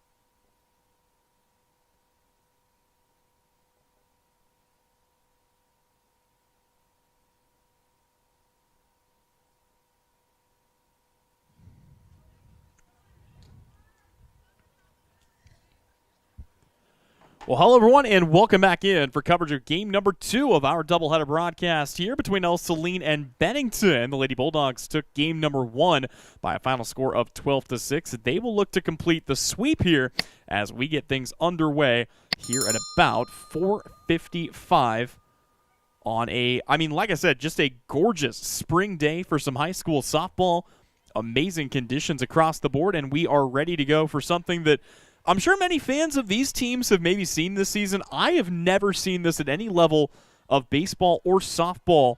We have a run back of the same starting pitchers for both teams. I've seen one softball team do it a number of times, but I've never seen both teams trot out the same pitcher. So once again, it will be a battle between Haley Blake of Bennington and Callie Bradley, who will give up a leadoff single, trying to stretch this to a double, and able to do so is Brooklyn Merck of Bennington. And Merck picks up right where she leaves off with a leadoff double here for the Bennington Lady Bulldogs. So let's go ahead and meet the starting lineup for Bennington, presented by the good folks at Billings Group. Merck, who stands aboard at second, leads things off from her spot at shortstop. Popping out to center field, and Isabel Porter is Gracie Caswell, the second baseman, who bats in the 2-hole. Coming up to bat now is left fielder Kayla Nisbeth, and catcher Riley Benin in the cleanup spot today. Batting fifth, it's your third baseman Brooklyn Clark, then first baseman Addison Gillett, center fielder Mara Pickering, pitcher Haley Blake, and right fielder Alta Noon. First pitch in for a called strike. So we talk a lot, especially in baseball and softball, about the advantage of seeing a pitcher multiple times. You get a chance to go through the lineup usually 2, 3, maybe 4 times in an average game as the runner moves up to third here. Does Brooklyn Merck on the wild pitch. For this Bennington lineup, they will be seeing Bradley for the 6th time today. Meanwhile, Ell-Saline will get a look at the opposing pitcher for a 4th time. And, oh, boy, I think Porter might have had the play. She is going to deliver another strike, though, and we've got a rundown between third and home. Tag is applied, and for the 2nd time today, Isabel Porter absolutely hoses a runner at the plate as Kayla Nisbeth is aboard at second. But what a defensive play from Porter, who's got a cannon in center field. Got to rule that a single for Nisbeth. It's now 2 away in the inning here for Bradley, and another runner will move up on a wild pitch here. And that was one that I think if Porter had kept coming in, probably could have made the catch, but it bounced right up to her. And perhaps a little over-eagerness on the base paths will keep that first run off the board for now. Riley Benin, who has been a hitting machine, is at the plate for the Lady Bulldogs now. She reached base safely in each of her first 4 plate appearances back in game number 1. First pitch lifted up in the air. This will stay on the infield, and it is booted. The runner got off the bag there from third. Nobody is covering second, and Riley Benin is going to advance to second on an E2. So a tough break, but still no harm done yet. As with 2 away, Brooklyn Clark comes to the plate. Runners at second and third, and 2 away.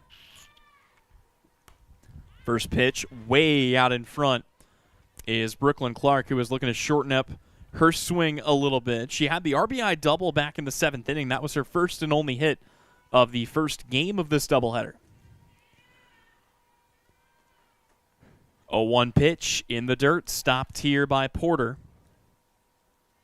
Bennington did most of their damage early and then late as they got on the board and then had a couple of fruitless innings, but then came out and exploded in the final frame, as did Ell-Saline. It was a really entertaining 7th inning. This ball shot foul down the line. But you go back and look at the way things shook out in that first game. Ell-Saline scored 2 in the first, 1 in the second, and 3 in the 7th. But Bennington had a 5-run 7th inning.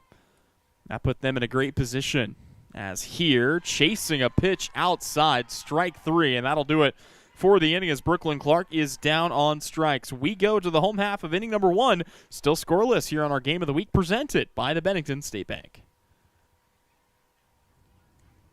The Bennington State Bank proudly supports local sports and wants each student to know that their hard work and talent is noticed and appreciated. At Bennington State Bank, they care about local communities and are committed to fostering long-term relationships through the delivery of excellent customer service, integrity, and fairness. From helping local businesses to supporting community youth and nonprofits to helping you purchase your dream home or invest in your future, Bennington State Bank is here to help. Give them a call to experience exceptional banking with hometown service. Bennington State Bank, your trusted hometown bank. Member FDIC.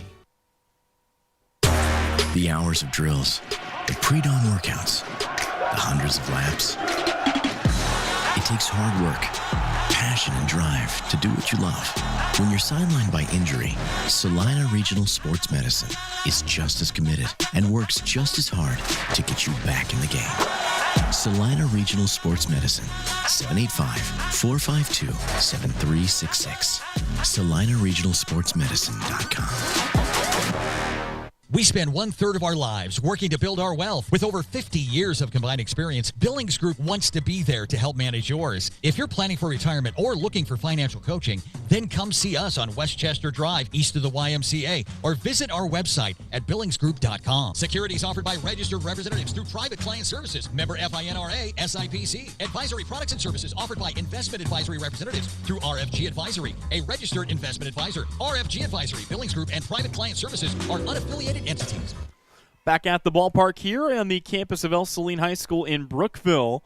Tyler Henry alongside you, Brian Dennett handling all of our camera and production duties today. And the Ell-Saline Cardinals, after undoubtedly their best inning of this doubleheader to date, came back in the 7th inning. They put up 5 runs. It wasn't enough for them to come back and extend this to extras, but they did have some positive momentum, and they did so off of this pitcher, Haley Blake, and here we go again. It's a leadoff single for Isabel Porter, who will get the party started here for the Lady Cardinals with nobody out, and Taylor Hardesty coming to the plate. And with that, let's go ahead and meet the starting lineups for today's game. We start with Ell-Saline here, as center fielder Isabel Porter is already aboard.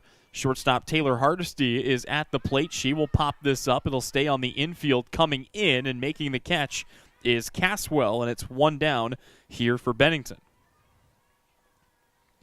Batting third coming up now is the pitcher, Callie Bradley, then third baseman Brett Hecker, catcher Emily Porter, first baseman Grace Heil, left fielder Anna Anchando, right fielder Rachel Gilliam, and second baseman Kaylin Hornseth.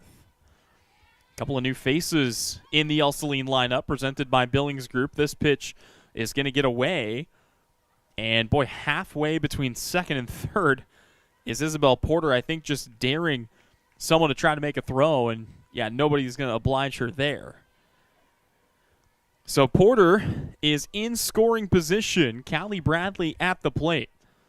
And a couple of changes and shifts to this Ell-Saline lineup. As trying to square to bunt, it is picked up. The throw to first is in time, and now taking off for home. There's going to be a throwback to third as they've got Isabel Porter in a rundown, and the tag is applied. So there you go. It is a bunt double play, 5-3-2-5-1, and that'll wrap up the first inning. So we go to inning number 2, still scoreless on the Salina Post Sports Network. Coverage today presented by the good folks at the Bennington State Bank.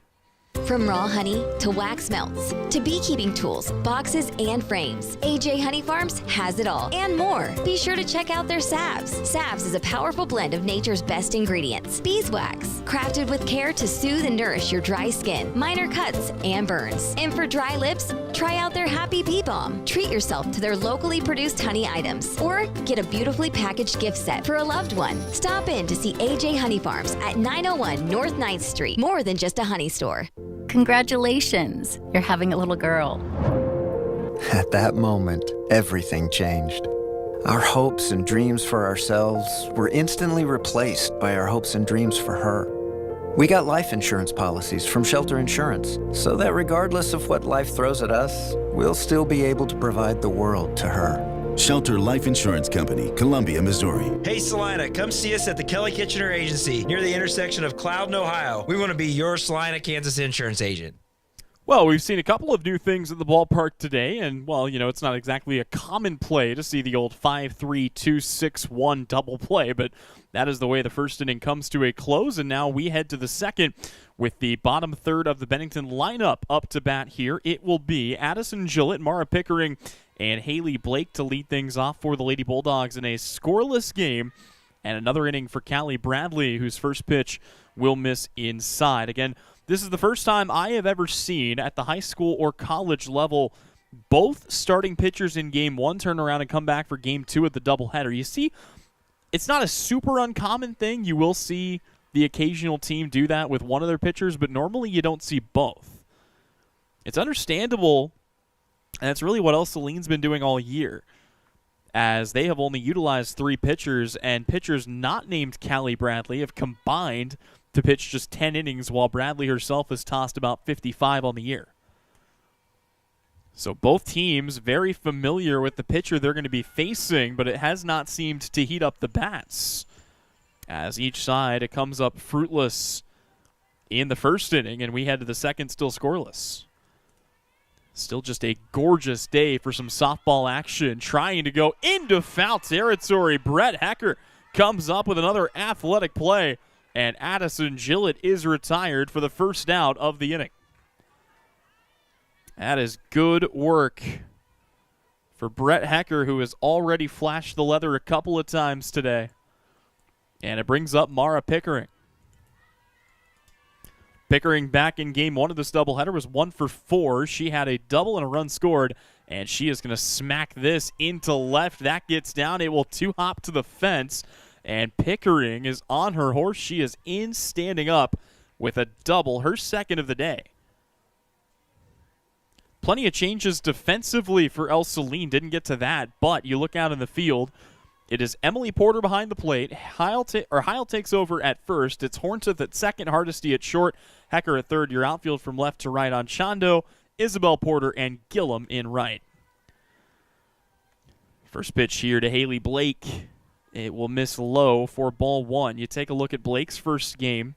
She was 1 for 3, a single, a run scored. She also reached on an error and lined out twice. Here, she will ground out. The runner takes off for third and is in safely. Aggressive base running for Mara Pickering, and that works out just like a sacrifice bunt, essentially. Blake is retired. Here comes Alta Noon. Noon, back in the first game, went 1 for 3. A single, a walk, a run scored.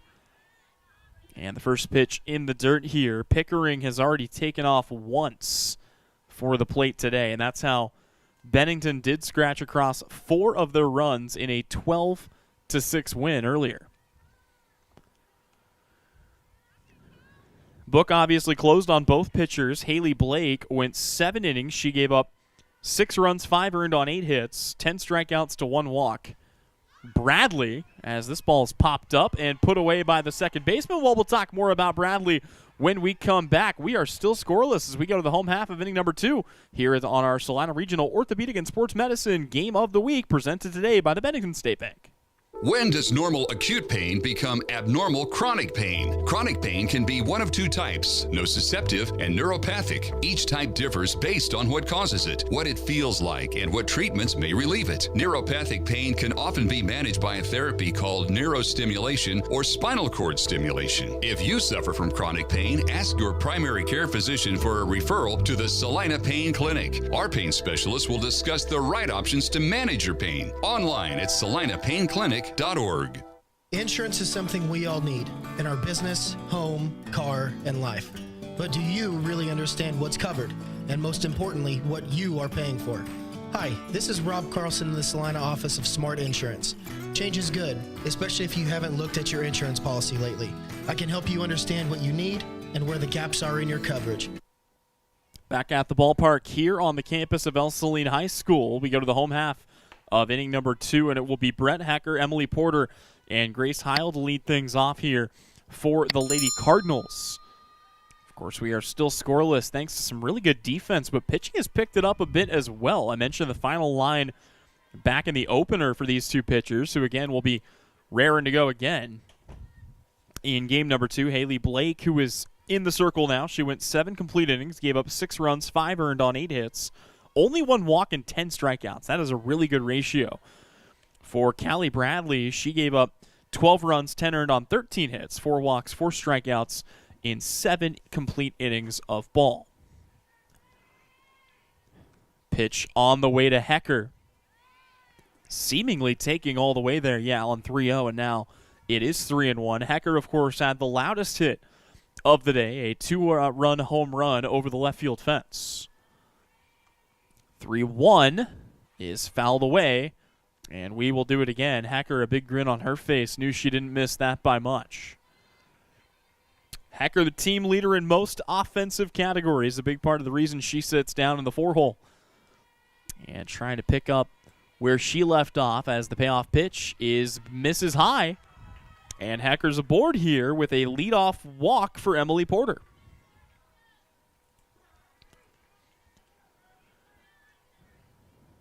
Go back and look at the Game 1 numbers.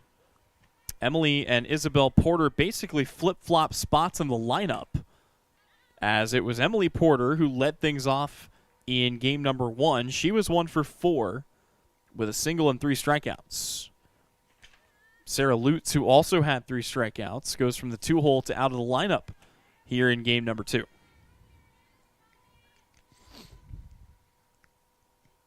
Lady Cardinals looking to strike first. Big swing and a miss and a back pick attempt that's in and out of the mitt there of Gillett. It wouldn't have been in time, but Hecker's going to have to be cautious not to get caught that far off the bag again.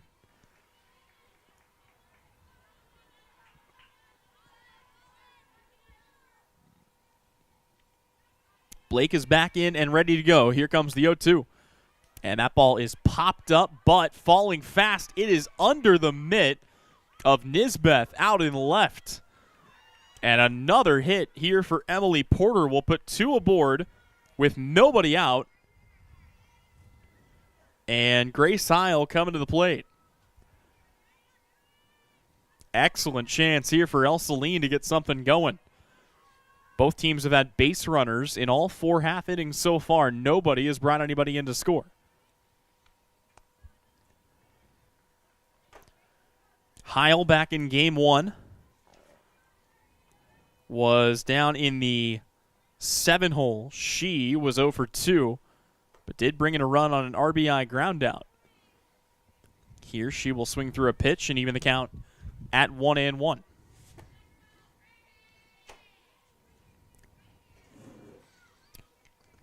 1-1 on its way. She'll square to bunt. Gets it down. That somehow stays fair. Throw pulls the runner off the bag, or the first baseman off the bag, but they do get her. But a well laid down sacrifice bunt from Grace Hale will move both runners up into scoring position. Hecker to third, Porter to second. And here comes Ana Anchando. Umpires are going to talk about this as, for right now, Heil is still standing at first base. I thought they got her. Obviously, wow, no, they're going to say they didn't. So it's a bunt single for Grace Heil. Obviously, the umpires are closer to the play than I am up here, but Caswell, who was covering the bag, it looked like she came off the bag but still got her foot down in time. Not so, says the home plate umpire, and the bases are loaded with nobody out for Ana Anchando.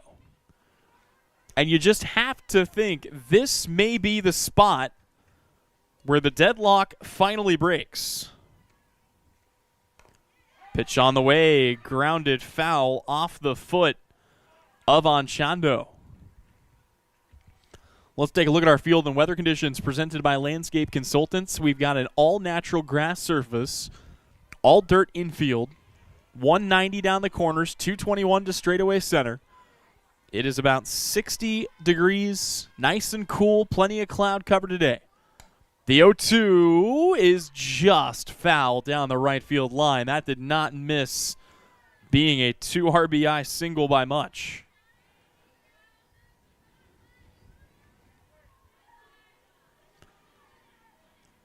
Good stuff for Ell-Saline today, trying to get the early lead in a scoreless ball game here in the home half of the second. Here comes the pitch from Blake. And it's in there for a called strike 3 on Shando. Is down on strikes. That is the first strikeout of this game for Haley Blake, and it brings Rachel Gillum to the plate. Gillum and Hornseth, the next two in the lineup, have not batted today, as both of them were not in the Game 1 lineup card. It's a great opportunity, though, for them to come in and get something done here. Relatively limited action seen by both, as this misses high and away. Matter of fact, Hornseth and Gillum have combined this year for fewer than 10 at-bats. Ell-Saline, though, looking to mix it up here. And now these two find themselves batting in a big, big spot. The primary rotation batting-wise for this team has gone about 10 deep for Ell-Saline. Pitching-wise, again, they've only gone the 1 deep. 1-2 the count. Pitch on the way. Check swing. Did she go? Will they check? No, they won't. To be fair, with a 2-umpire crew, the field umpire is on the wrong side to see that. So if you're the home plate umpire, it's your call. Here is the 2-2 pitch.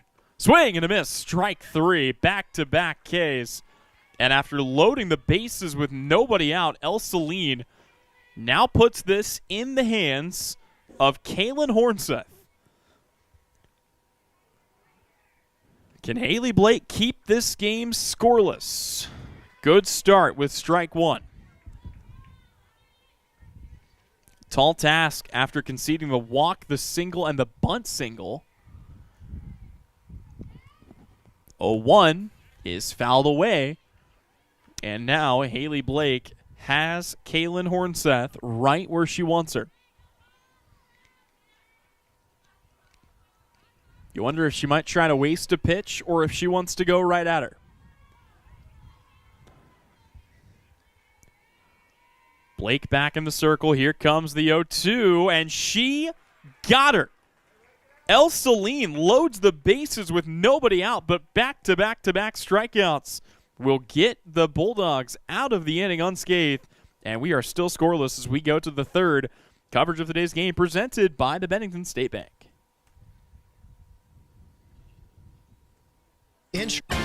APAC Kansas Incorporated has been building the Heartland from the ground up for over a century. From the supply of aggregate materials, hot mix asphalt, and concrete to the construction of roads and bridges, we do it all. You've seen our trucks, and now we want to hire you. APAC in Salina is growing, and we are hiring for all positions. From truck drivers to mechanics, general laborers, and construction, APAC has your next career. For more details, visit the job links page at salinapost.com. Great pay and benefits, APAC is an equal opportunity employer.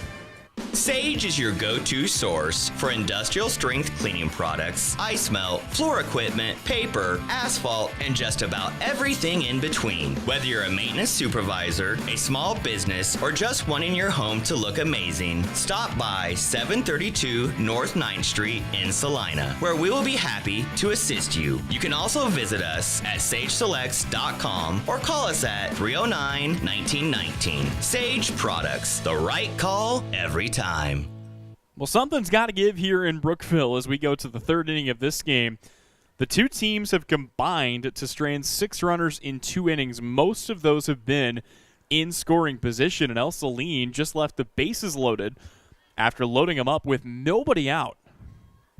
But it was back-to-back-to-back strikeouts for Haley Blake, and now it's the top of the Bennington lineup who will lead things off here in the third.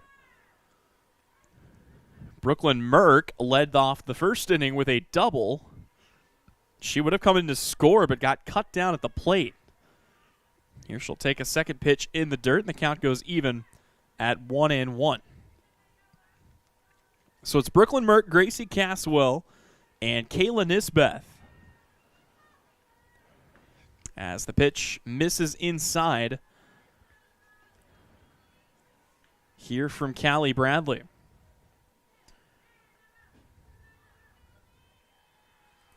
Great thing about the softball pitching motion, you can throw it till your arm falls off, and that's basically what they're doing for both sides. This ball is into the corner. That's a fair ball. Turning for two is Brooklyn Merck, and she is going to be in standing up with what is her 4th double of the day.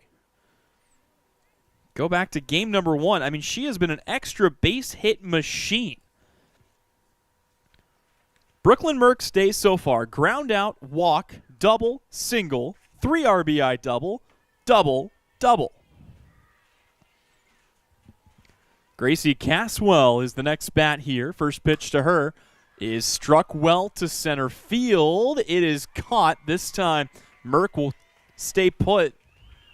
And another F8 for Gracie Caswell puts one away for Kayla Nisbeth.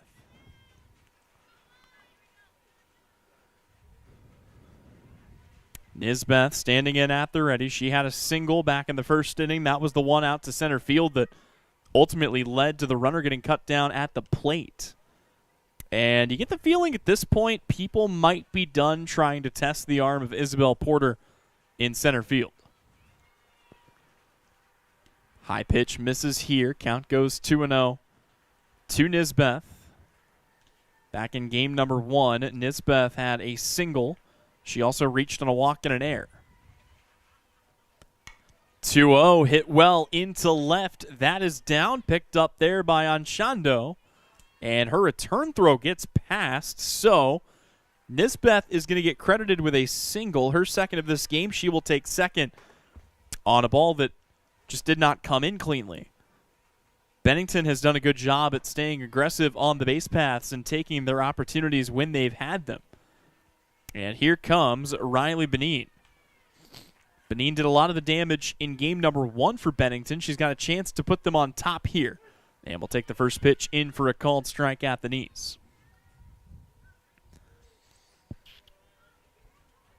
Today, Benin reached on an error on an infield pop-up. Next pitch to her, big cut. Falls behind 0-2. So she'll have to get protective of the plate here.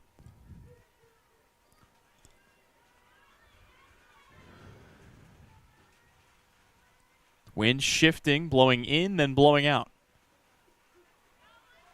And actually, come to think of it, that is a little bit of rain coming down. Thought I heard something up here on top of the press box. It is, in fact, some light rain.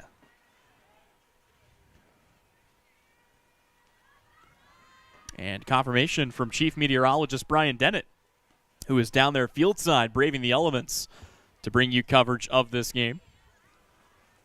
Like I said, I do not know of many 1-2A high school softball fields that have their own dedicated press box. Increasingly grateful to be inside.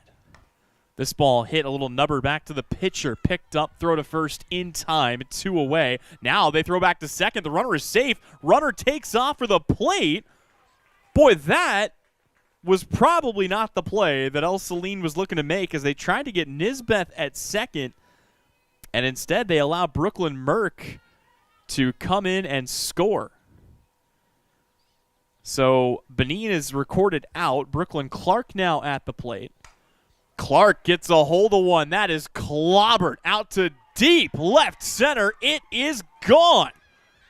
2-run shot for Brooklyn Clark, and the Lady Bulldogs lead the way 3-0 here in the third.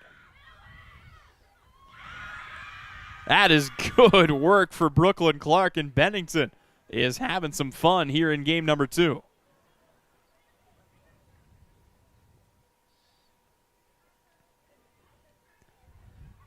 Off the crack of the bat, you just knew that thing was going to carry.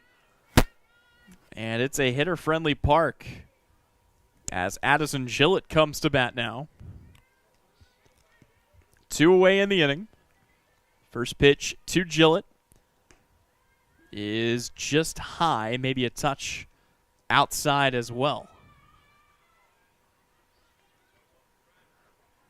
Gillett popped out on the infield her first time up. Next pitch to her, misses inside. Again, I'm not 100% sure what the situation is here in Brookville because there are lights down the left and right field foul poles in the corners as this ball is popped up and caught out in left field by Anshondo, and that will bring the third inning to an end, but not before the Lady Bulldogs get on the board. They strike for 3. It's a 3-0 lead for Bennington as we go to the home half of inning number 3 on the Salina Post Sports Network. When there is wastewater backing up into your home, time is crucial. Hours are precious to minimize the mess and damage. That is where Salina Septic Service looks out for you with direct access to their dispatch board, so you can schedule the first available appointment, upload pictures and description of your problem on the Salina Septic Service website, and secure your appointment 24 hours a day, 7 days a week. Money-saving specials now and information on worry-free service plans when you visit salinasepticservice.com. Your next visit to the doctor for an upcoming procedure or surgery should start with a conversation about Salina Surgical Hospital. Hi, this is Geraldine Diedrich, and we are truly committed to fostering your health and well-being. From outpatient procedures to inpatient stays, you will feel the difference in our excellent care and compassion. Talk to your doctor about scheduling your next procedure at Salina Surgical Hospital. Your surgical experience is our specialty. Salina Surgical Hospital is partially owned by a group of local, community-involved physicians. Top of the order to lead off the third here for Ell-Saline, Isabel Porter, Taylor Hardesty, and Callie Bradley. And it was a quick 1-2-3 inning back in the first in a very roundabout way. Porter actually reached on a leadoff single. And then Hardesty popped out, and Bradley grounded into the old 5-3-2-6-1 double play. So with a 3-0 deficit, the Lady Cardinals are trying to find their way back here. And Bennington, offensively, Bennington has been good today. They've been maybe not as good as what they historically have been. You wonder how much the rivalry might play into that. And again, you're talking about a Bennington team that is now 16-1 with a plus 156 run differential. 1-1 is on its way. That will miss low. So 2 balls and a strike now to Isabel Porter, looking for a good pitch to drive here in the home half of the third, and thought she found it, but will tip it foul to even the count at 2-2. Fans of high school sports, don't forget, we'll be back for our final regular season installment of the Salina Regional Orthopedic and Sports Medicine Game of the Week. That's coming your way next Tuesday. It's the battle for Dickinson County as the Abilene and Chapman baseball teams go at it. Swing and a miss for Isabel Porter. Strike 3. That's the 4th K of the day for Haley Blake. That is the 4th strikeout in a row for Haley Blake.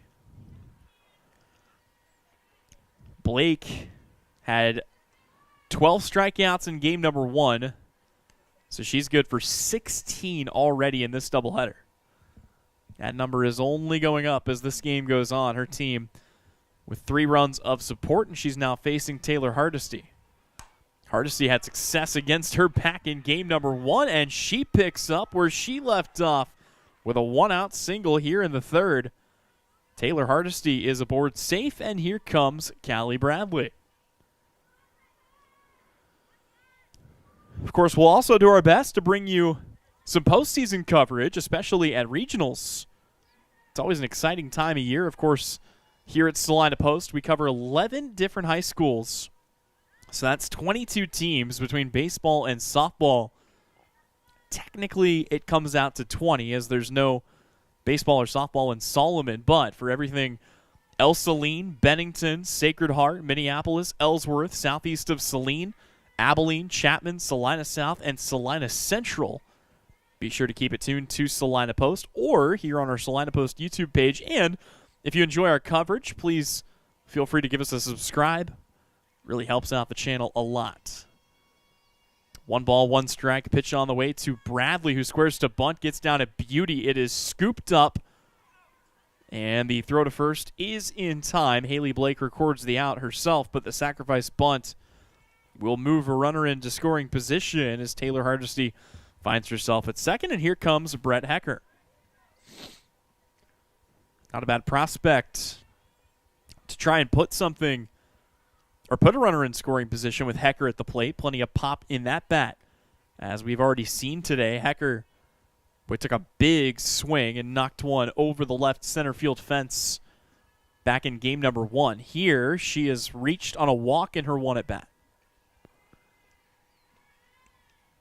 The 1-0. That ball lifted again out to deep left field. This time, though, on the run, making the catch is Nisbeth. And that will loudly end the 3rd inning of play. Still a 3-0 lead for Bennington here on the Salina Post Sports Network. Coverage today presented by the Bennington State Bank.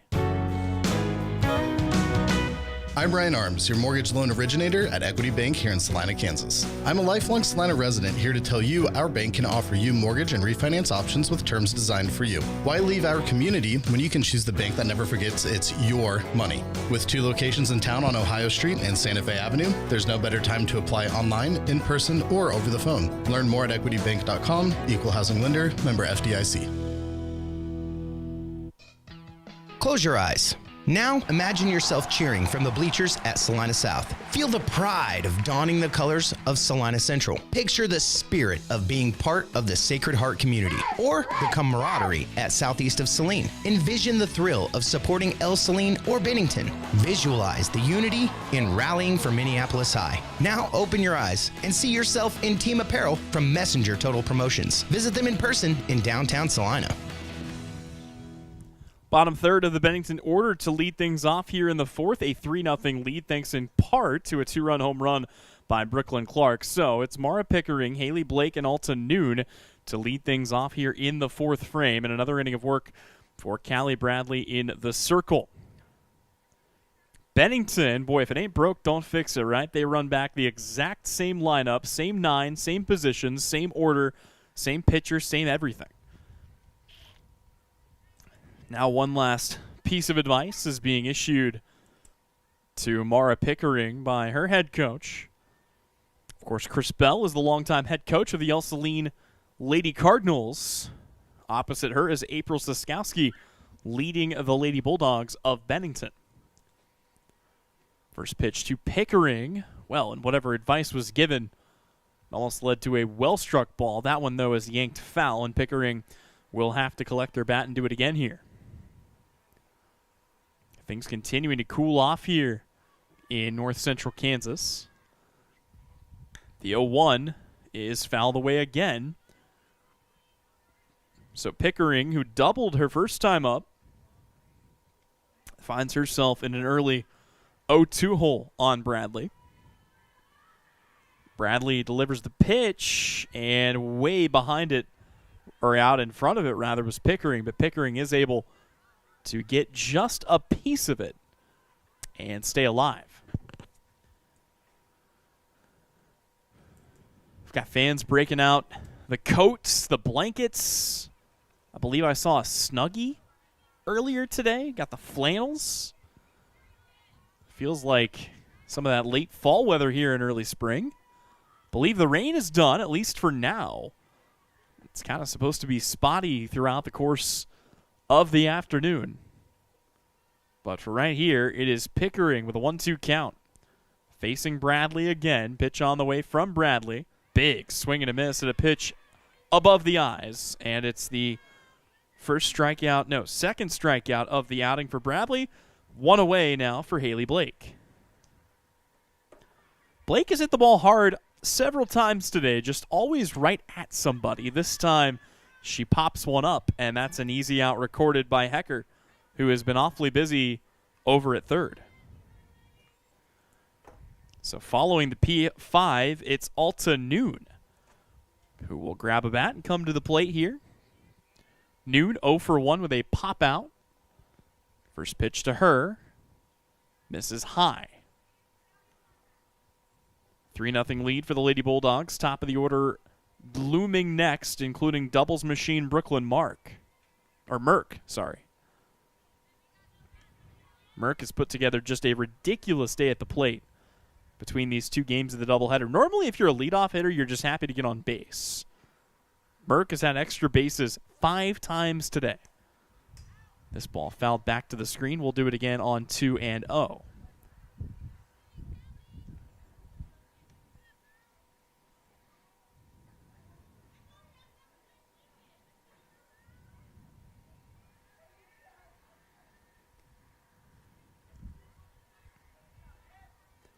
That one misses down and out, and the count goes to 3-1 now. Here on Noon. Trying to settle in, square one up. 3-0 the count. The pitch. Misses high and outside, and Alton Noon reaches on a 2-out walk. And here comes Brooklyn Merck. Run through Merck's day again. A ground out in her first at bat, a walk and a run scored in her second at bat. Then an RBI double, a single, a double, a double, a double, and now, it's going to be an inning-ending F7. That was almost bad, and still holding her nose is Porter. But that will bring an end to the fourth inning. We go, rather to the home half of the fourth when we come back. Still a 3-0 lead for Bennington on the Salina Pub Sports Network. Are you ready to make a meaningful impact? Join the professional healthcare team at Salina Regional Health Center. They're seeking nurse assistants who are eager to provide exceptional care to our community. Their growing organization offers competitive pay, comprehensive benefits, and tuition reimbursement. If you're ready to join a team that values compassion, teamwork, and outstanding patient care, apply now at srhc.com or reach out to Human Resources. Great careers start here. Salina Regional Health Center. They take care of you so you can care for others. Are you ready to... I've always believed in love stories that last forever. At Vernon Jewelers, we've been crafting these stories for 141 years. Each piece is a chapter in a journey, a testament to timeless romance. Whether it's an engagement ring or a cherished anniversary gift, we create memories that sparkle. Look for that iconic sign and discover our collection and personalized customer service in our 141st year. We're not old, just really good at what we do. Vernon Jewelers in downtown Salina, because love deserves that perfect setting. Halfway home here from the campus of Ell-Saline High School in Brookville. Emily Porter, Grace Heil, and Anna Anshando to lead off the fourth inning for the Lady Cards, who have threatened and threatened and threatened and just cannot seem to get that first run across. They left the bases loaded in the second inning. They left Taylor Hardesty at second in the third inning. They're trying to get themselves on the scoreboard here in a 3-0 ball game. Big swing and a miss here for Emily Porter. And Haley Blake just has had Porter's number. She did single off of her twice, but it's gone one way or the other. There have not been much in between, as the 3 strikeouts to start the outing suggest. Here, though, Porter will leave that one up. And the count is 2-1.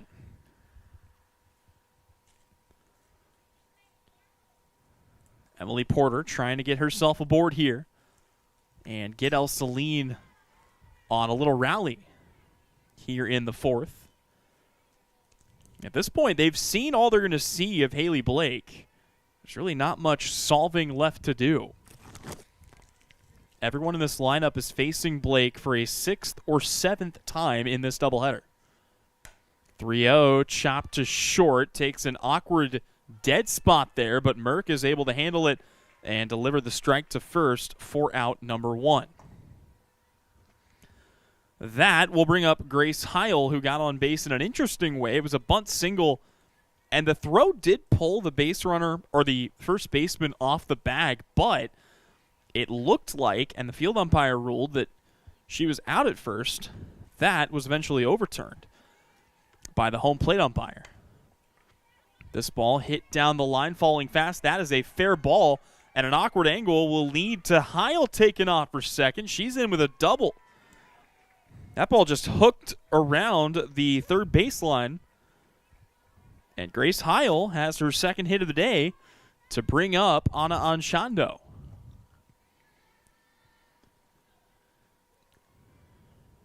Anshando struck out looking her first time up.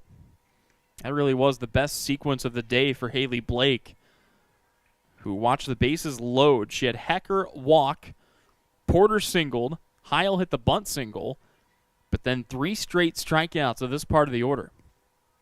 That ball, my goodness, pulled way outside.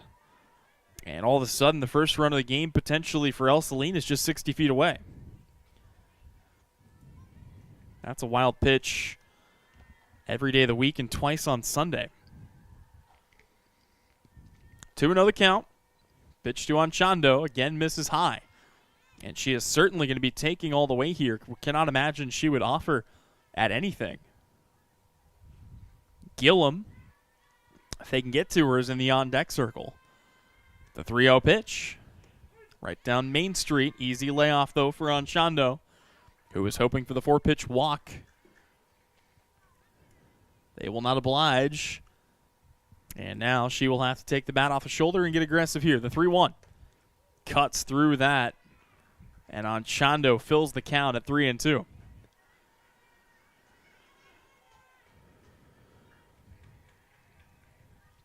Still just one out of the inning. Payoff pitch is fouled away. We will do it again.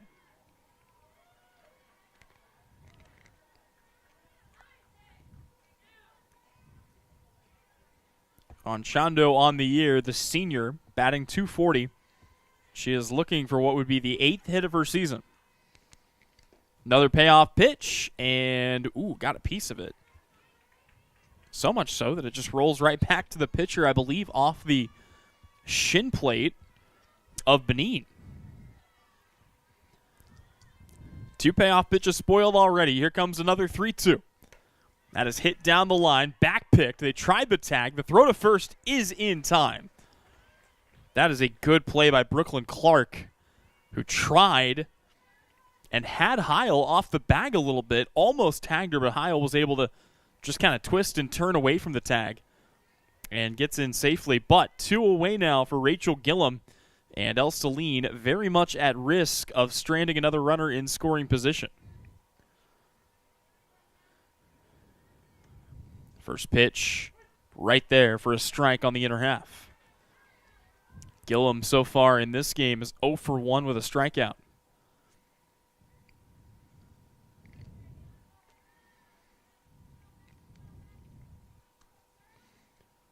Big swing and a miss at a rise ball up. And once again, Blake is ahead in the count, 0-2. This is where she got Gillum swinging last time. The 0-2 pitch, and she gets her again.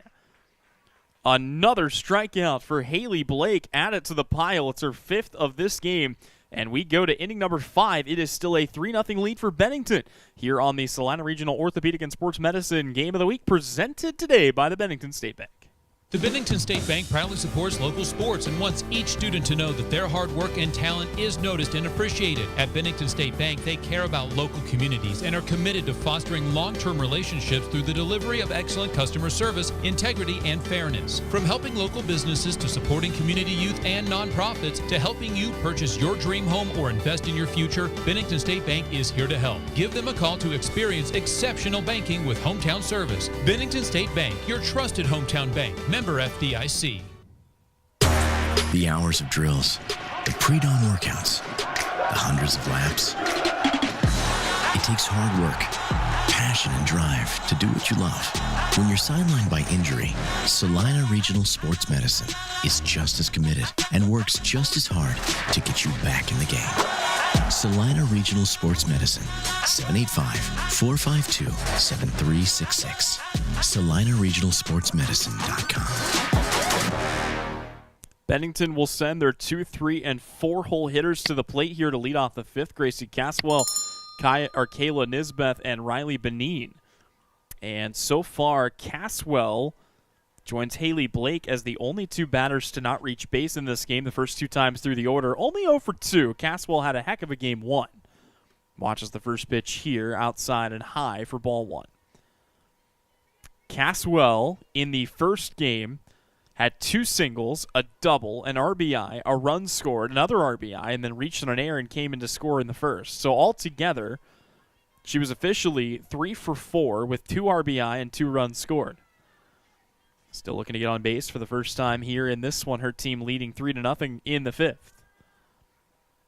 And, that comes inside. That's the one thing we haven't had today. Nobody's been hit by a pitch yet. And for all the talk of control issues, I got to say I've been impressed with the way Callie Bradley has just trusted her defense and put things inside the zone. This one hit off the glove of Hecker. That's going to be another error for Ell-Saline. It's only their 2nd in this game, but it is their 7th of the doubleheader. And another free base runner given here is Gracie Caswell will take her base at first, and here comes Kayla Nisbeth. Nisbeth is 2 for 2 with a pair of singles. She was 1 for 3 in game number 1, and the corners are in, clearly expecting her to try to lay down a bunt, which, to be fair, she did. She will pull it back, though, and collect ball 1, and the count starts off at 1-0.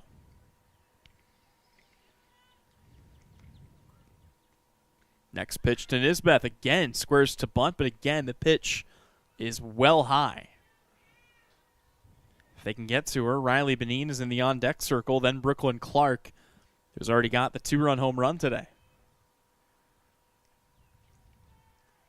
2-0 pitch. Trying to bunt one that might have left that a touch inside, but nothing doing there.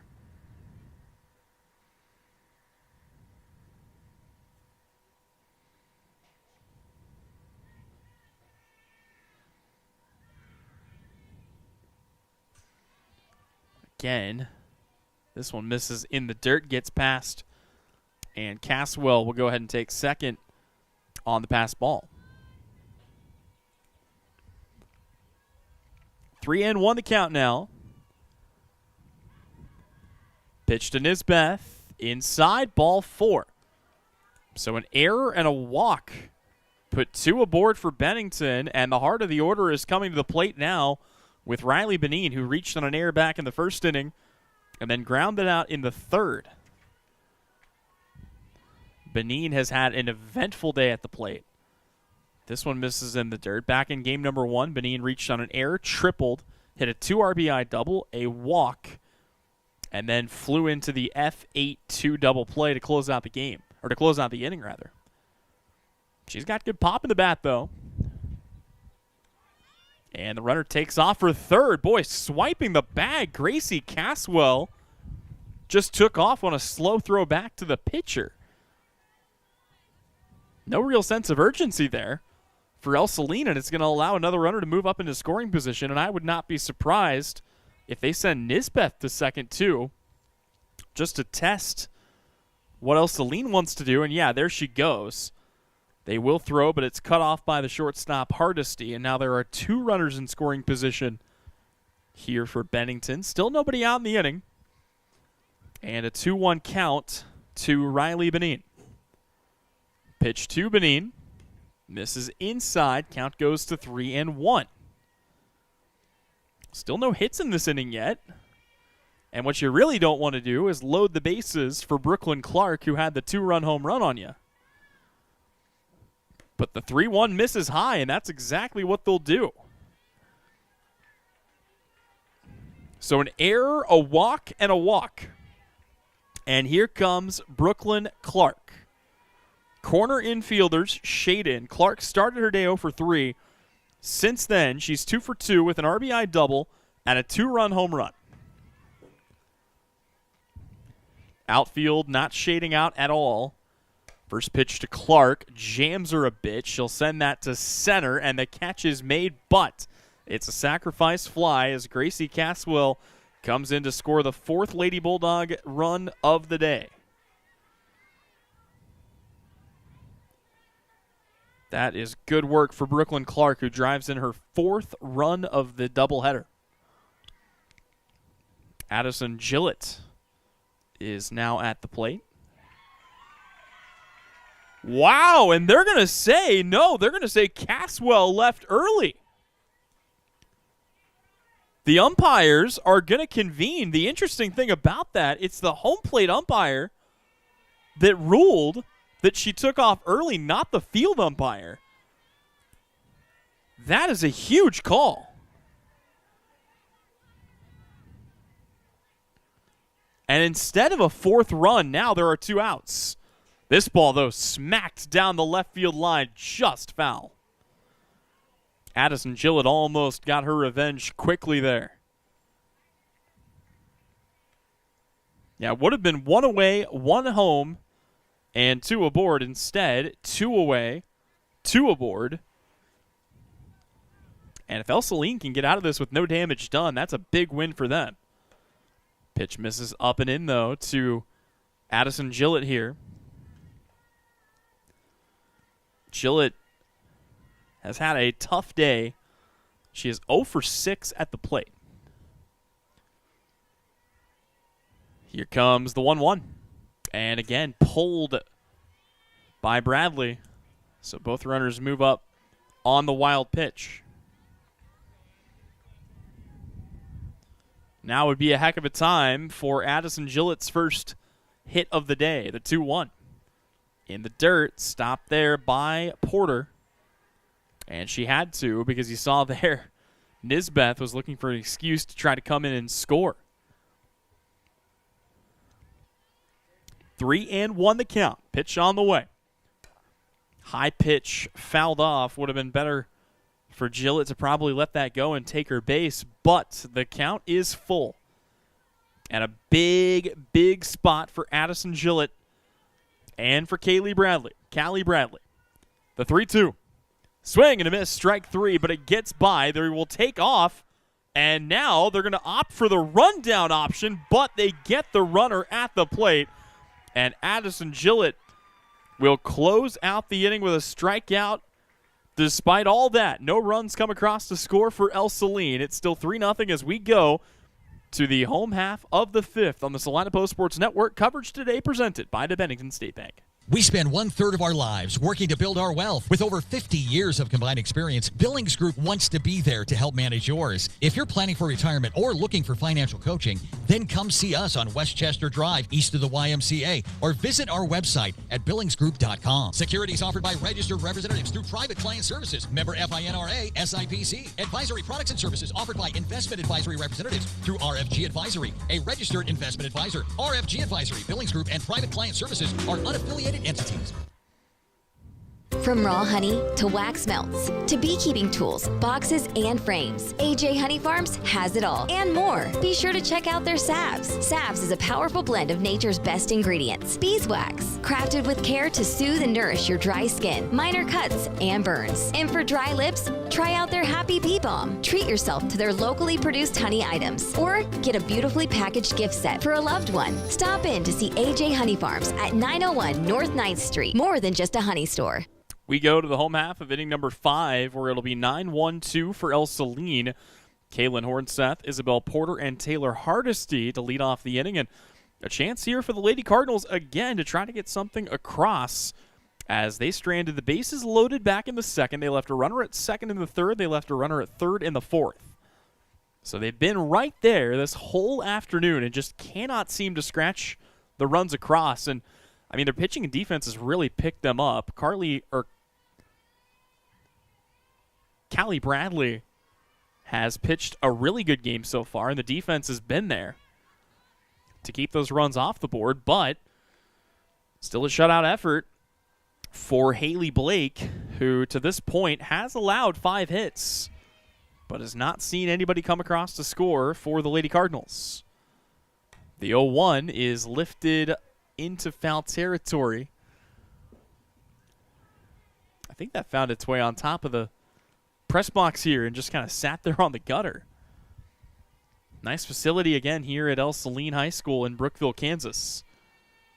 No balls, 2 strikes is the new count.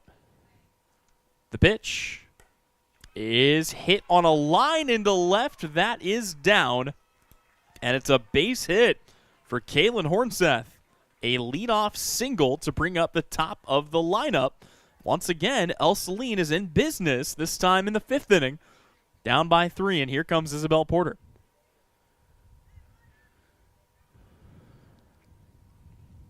Porter today, a single and a strikeout. She led the game off with a single. Pitch to her, lunges at one outside. Of course, Porter batted down in the 6th hole of game 1. She was good there too. A double, a single, 2 runs scored, and a looking strikeout. Next pitch, misses low. They'll try the back pick. Nothing doing there. And the count goes even at 1-1.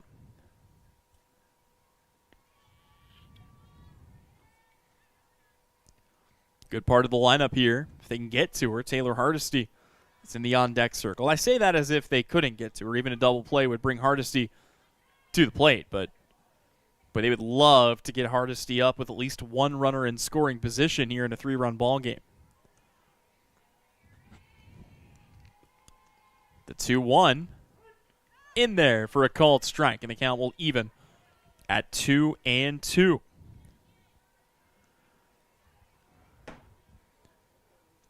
Three 3-0 ball game. Haley Blake still pitching a shutout.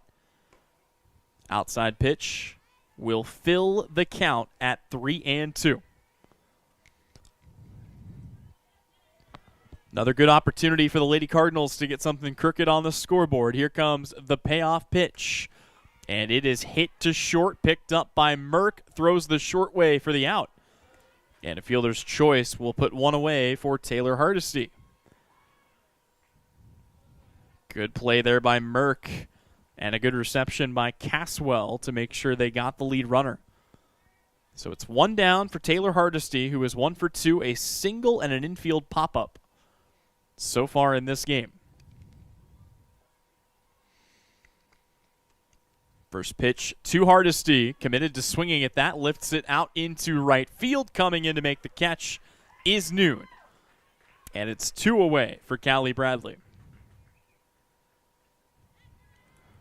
Bradley has grounded into the 5-3-2-6-1 double play and laid down a sacrifice bunt in the third. Back in game number 1, Bradley batted in the 5-hole. She was 0 for 3 with 2 strikeouts. Here, she is going to lift one out to left. It's under the glove of Nisbeth. They are going to wave the runner around, and she will score with ease.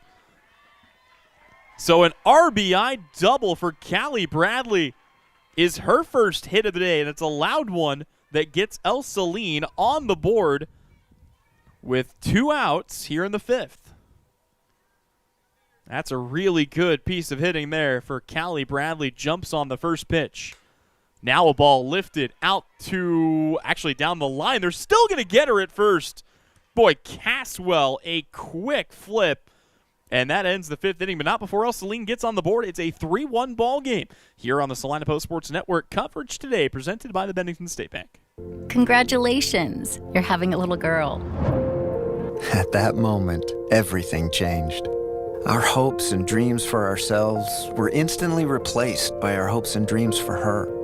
We got life insurance policies from Shelter Insurance, so that regardless of what life throws at us, we'll still be able to provide the world to her. Shelter Life Insurance Company, Columbia, Missouri. Hey Salina, come see us at the Kelly Kitchener Agency near the intersection of Cloud and Ohio. We want to be your Salina, Kansas insurance agent. When does normal acute pain become abnormal chronic pain? Chronic pain can be one of 2 types, nociceptive and neuropathic. Each type differs based on what causes it, what it feels like, and what treatments may relieve it. Neuropathic pain can often be managed by a therapy called neurostimulation or spinal cord stimulation. If you suffer from chronic pain, ask your primary care physician for a referral to the Salina Pain Clinic. Our pain specialists will discuss the right options to manage your pain. Online at salinapainclinic.org. So as we go to the 6th inning, it'll be the bottom third of the Bennington lineup to lead off another inning here. Mara Pickering, Haley Blake, and Alta Noon. This group led off the 4th inning of action. And here they find themselves leading off the 6th. Bennington looking for a little more insurance, and that certainly could prove to be the difference today as they lead by just 2. Pitching and defense have led them to this point. It's been a relatively low-scoring game so far. And we'll see if Bennington can find a way to scratch a few more across or if Ell-Saline can find another good inning of work from Callie Bradley. First pitch from Bradley will miss. Perhaps a touch inside. Not sure what that was about. Home plate umpire turned. He had something to say, I believe, to one of the infielders for Ell-Saline. The 1-0 is hit to third, picked up by Hecker. Her throw across is in time. And it's quickly 1 away here in the 6th. That will bring up Haley Blake. Blake is 0 for 2 with a ground out and a pop-up. Both of those on the infield to start her game.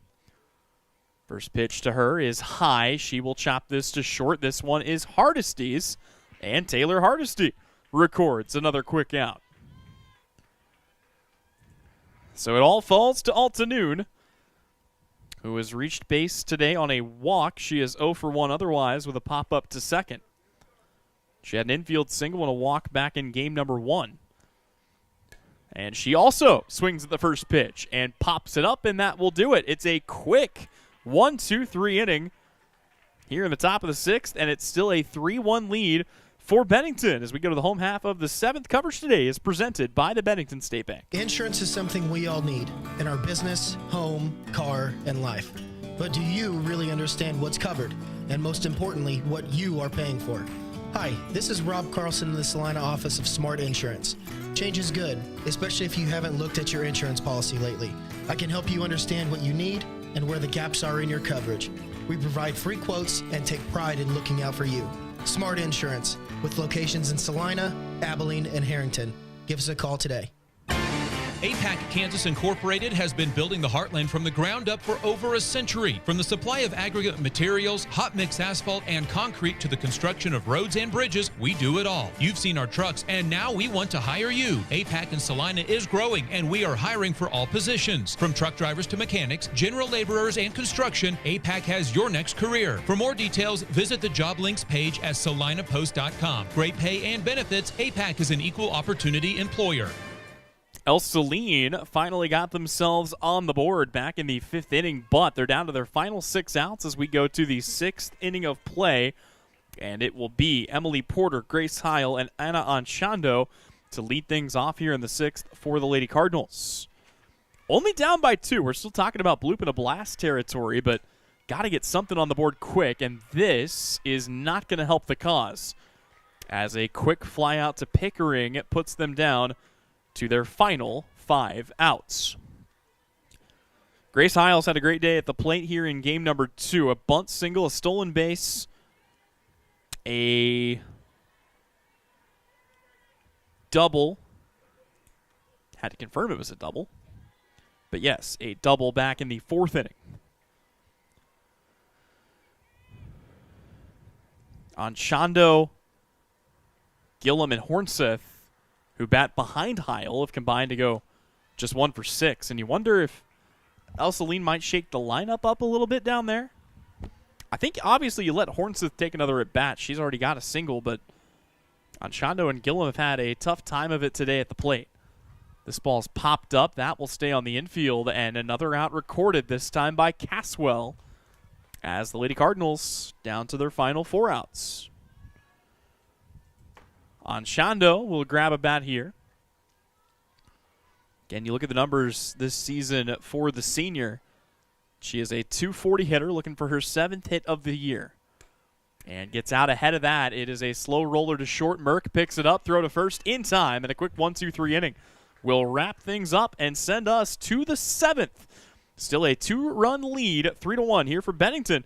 Coverage of our Salina Regional Orthopedic and Sports Medicine Game of the Week is presented by the Bennington State Bank. Sage is your go-to source for industrial strength cleaning products, ice melt, floor equipment, paper, asphalt, and just about everything in between. Whether you're a maintenance supervisor, a small business, or just wanting your home to look amazing, stop by 732 North 9th Street in Salina, where we will be happy to assist you. You can also visit us at sageselects.com or call us at 309-1919. Sage Products, the right call every time. When there is wastewater backing up into your home, time is crucial. Hours are precious to minimize the mess and damage.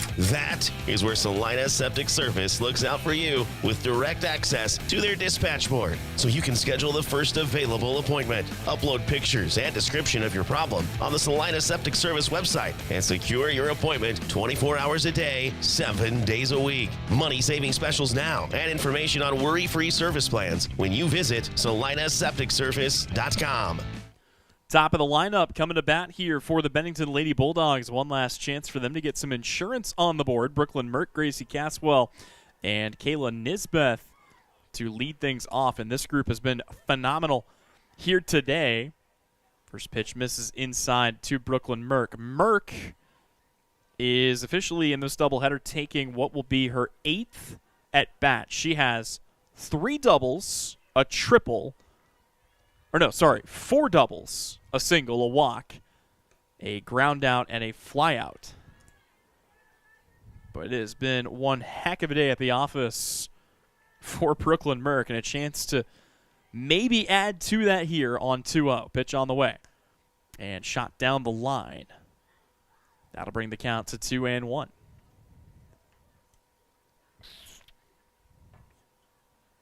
Caswell, who's in the on-deck circle, did most of her damage back in game number 1. As a quick reminder, we'll give it to you after this 2-1 pitch. Drop ball that misses high. We'll have one more regular season Salina Regional Orthopedic and Sports Medicine Game of the Week doubleheader. That's coming your way on Tuesday as Abilene and Chapman square off on the baseball diamond. The 3-1 pitch hit softly to short, picked up by Hardesty. The throw to first in time. And it's one away here in the 7th for Gracie Caswell, who reached on an error and then we thought came in to score what would have been the 4th run of the day for Bennington, but she got caught leaving the base early. They tested it over at third, and the home plate umpire said that she was out. Still plenty of daylight here in Brookville, but cloud cover continuing to play in. The 1-0. Big swing and a miss to even it up at 1-1. If Bennington can hold on, they would improve to 17-1 on the year. They would also keep their spot in first place of the Inman Regional standings. That's big for postseason play, obviously. Right now, it's Bennington in first at 16-1, then Inman at 11-1. Those two teams' only losses of the year came to each other. That ball raked but fouled down the left field line. And then, of course, you have Sylvan Lucas at 9-7, Ellenwood at 10-10, Sterling at 4-6, Sacred Heart at 6-10, Ell-Saline at 3-8, and Little River at 4-10. All of those were the records coming into today. 2-2, drop ball high, count goes full.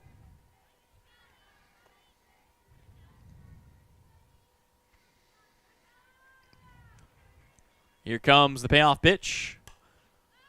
Under that, drifting into foul territory, not quite able to make the catch, is Taylor Hardesty, and after all that, going to have to run back and grab her bat. And big grin on the face of Gracie Caswell. Thought she had a double and then looked up and was like, man, thought that was fair.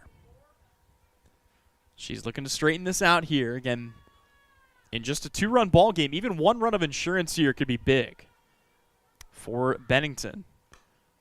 Another ball fought off here by Caswell. In case you're wondering, on the other side, the last hope for Ell-Saline, at least in the lineup, will be Rachel Gillum, Kaylin Hornseth, and then the leadoff hitter, Isabel Porter. Another 3-2. This one lifted deep left center. Unable to get it. Leaping was on Shondo. And it is a stand-up double for Gracie Caswell. Her first hit of the game. And a chance for Bennington to collect some much-needed insurance as Kayla Nisbeth comes to bat next. And Nisbeth has reached base every single time she's come to bat. A single, and a walk. 1 run scored as well. Pitch to Nisbeth in the dirt. Good stop there by Porter to keep that insurance run at second. That's the other big thing with 1 away. If she does get to third, you want to trade it for an out. Pitch to Nisbeth. Popped up. That might be just what Ell-Saline is looking for. And, yep, it'll be taken by Bradley. And as a little bonus, nobody advances. So it's 2 away for Riley Benin. Ell-Saline trying to keep the deficit down to 2. With 2 away in the inning. And 3 outs left to play with on the other side. Here's Riley Benin. Good first pitch to Benin. Drop ball. You could tell Benin thought it was inside, but that was just on the edge of the plate. So an 0-1 count to Riley Benin. Pitch on the way. This one taken out into left center, and the catch is made by Isabel Porter. So it will stay just a 2-run deficit. Ell-Saline looking to erase it when we come back. This is the Salina Regional Orthopedic and Sports Medicine Game of the Week. It's presented tonight by the Bennington State Bank. Your next visit to the doctor for an upcoming procedure or surgery should start with a conversation about Salina Surgical Hospital. Hi, this is Geraldine Diedrich, and we are truly committed to fostering your health and well-being. From outpatient procedures to inpatient stays, you will feel the difference in our excellent care and compassion. Talk to your doctor about scheduling your next procedure at Salina Surgical Hospital. Your surgical experience is our specialty. Salina Surgical Hospital is partially owned by a group of local, community-involved physicians. I'm Brian Arms, your mortgage loan originator at Equity Bank here in Salina, Kansas. I'm a lifelong Salina resident here to tell you our bank can offer you mortgage and refinance options with terms designed for you. Why leave our community when you can choose the bank that never forgets it's your money? With 2 locations in town on Ohio Street and Santa Fe Avenue, there's no better time to apply online, in person, or over the phone. Learn more at equitybank.com, equal housing lender, member FDIC.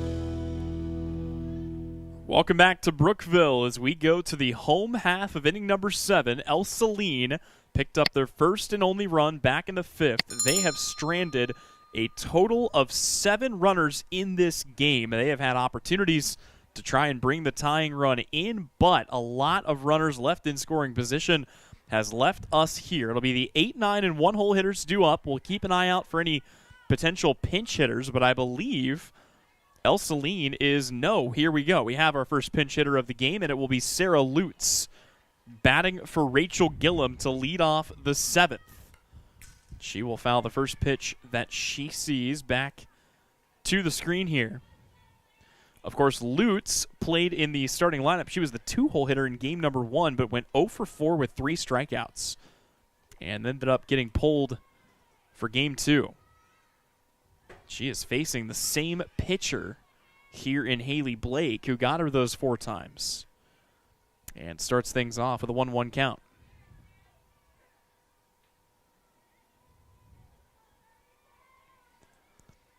All would be forgiven if Lutz could find her way aboard here as the 1-1 pitch is on the way. It is chopped to first, collected by Gillett, and she tags the bag for the first out of the inning. And now we have another pinch hitter as Riley Johnson, who is batting in the 9-hole of game 1, will recollect her spot for Kaylin Hornseth.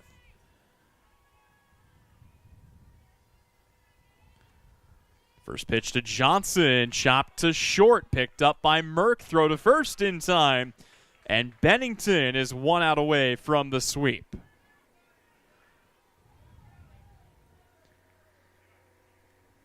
Lady Cardinals down to their final out. And it's the top of the order, and Isabel Porter trying to keep their hopes alive. They're only down by 2, but only one run across in this game. Haley Blake has been excellent in this doubleheader. First pitch shot on a line that gets through into left field. It is picked up in left by Nisbeth. And Ell-Saline has a pulse here in the 7th as Isabel Porter reaches on a single with 2 away for Taylor Hardesty. If there's a bat you want up right now, it's probably Taylor Hardesty. She hits 400. She slugs 571, but more importantly, she's a senior. And you know Hardesty has been involved in a lot of moments like these throughout the course of her Ell-Saline career, a career that has seen a lot of wins. It's Hardesty, who is 1 for 3 with a single. Callie Bradley, if they can get to her, as this misses low, and the count goes to 2-0. And then, if they can get to her, Brett Hecker, who had the home run earlier today. Lady Cardinals looking to do something really special here on their home field. This ball, though, popped up out to shallow right field, and it's booted by Noon. Oh, my goodness. Taylor Hardesty is safe at first. That is the tying run. And on an E7 that should have ended the game, we continue here in the 7th, and here comes Callie Bradley. You want to talk about leaving the door cracked open. Ell-Saline trying to pull the comeback. First pitch swinging is Bradley. She fouls it away. Callie Bradley took the loss in game 1 as the starting pitcher. had a tough day at the plate in game 1. She was 0 for 3. She started this one 0 for 2, but an RBI double back in the 5th inning has led her here, and all that matters is what she does in this plate appearance. Bennington is still one good pitch away from ending this game. 1 ball, 1 strike. Here comes the pitch. That one is shot into deep left. It is back. It's off the top of the fence. 1 run comes in to score. They will hold the tying run up at third. And the Lady Cardinals have the tying run aboard at third on a Callie Bradley RBI double. And who did I say was coming to the plate? It's Brett Hecker. As we've got a meeting in the circle and Bennington wants to talk it over. It was a good move to hold Hardesty up at third base.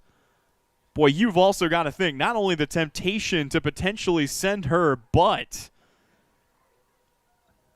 I mean, that ball did not miss clearing the fence for a game-winning walk-off home run by much, maybe a couple of feet.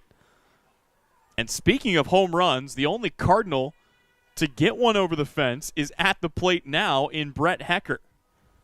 Now, here's the other thing, and I think this might be what they're talking about in the circle. If I am Bennington with runners at second and third, I'm intentionally walking Brett Hecker because not only do you not have to pitch to her, but now you'll have a force out at any base, including home. And that just takes a lot of pressure off the defense. The safe move is not to pitch to Hecker, but let's see if Ell-Saline is given a chance for their biggest slugger to swing away. It looks like they will. Chance to win the game. First pitch misses away, and they might not be intentionally walking her, but I don't think Hecker's going to get anything good in that strike zone to try to swing at. Tying run 60 feet away. That one clips the corner for the strike, and it's game on. Haley Blake, best on best, is going to pitch here to Brett Hecker. The 1-1 pitch. Big swing and a miss. In this doubleheader, Haley Blake has almost 20 strikeouts. Ell-Saline, the tying run at third, the game-winning run at second. The 1-2 pitch misses high and away.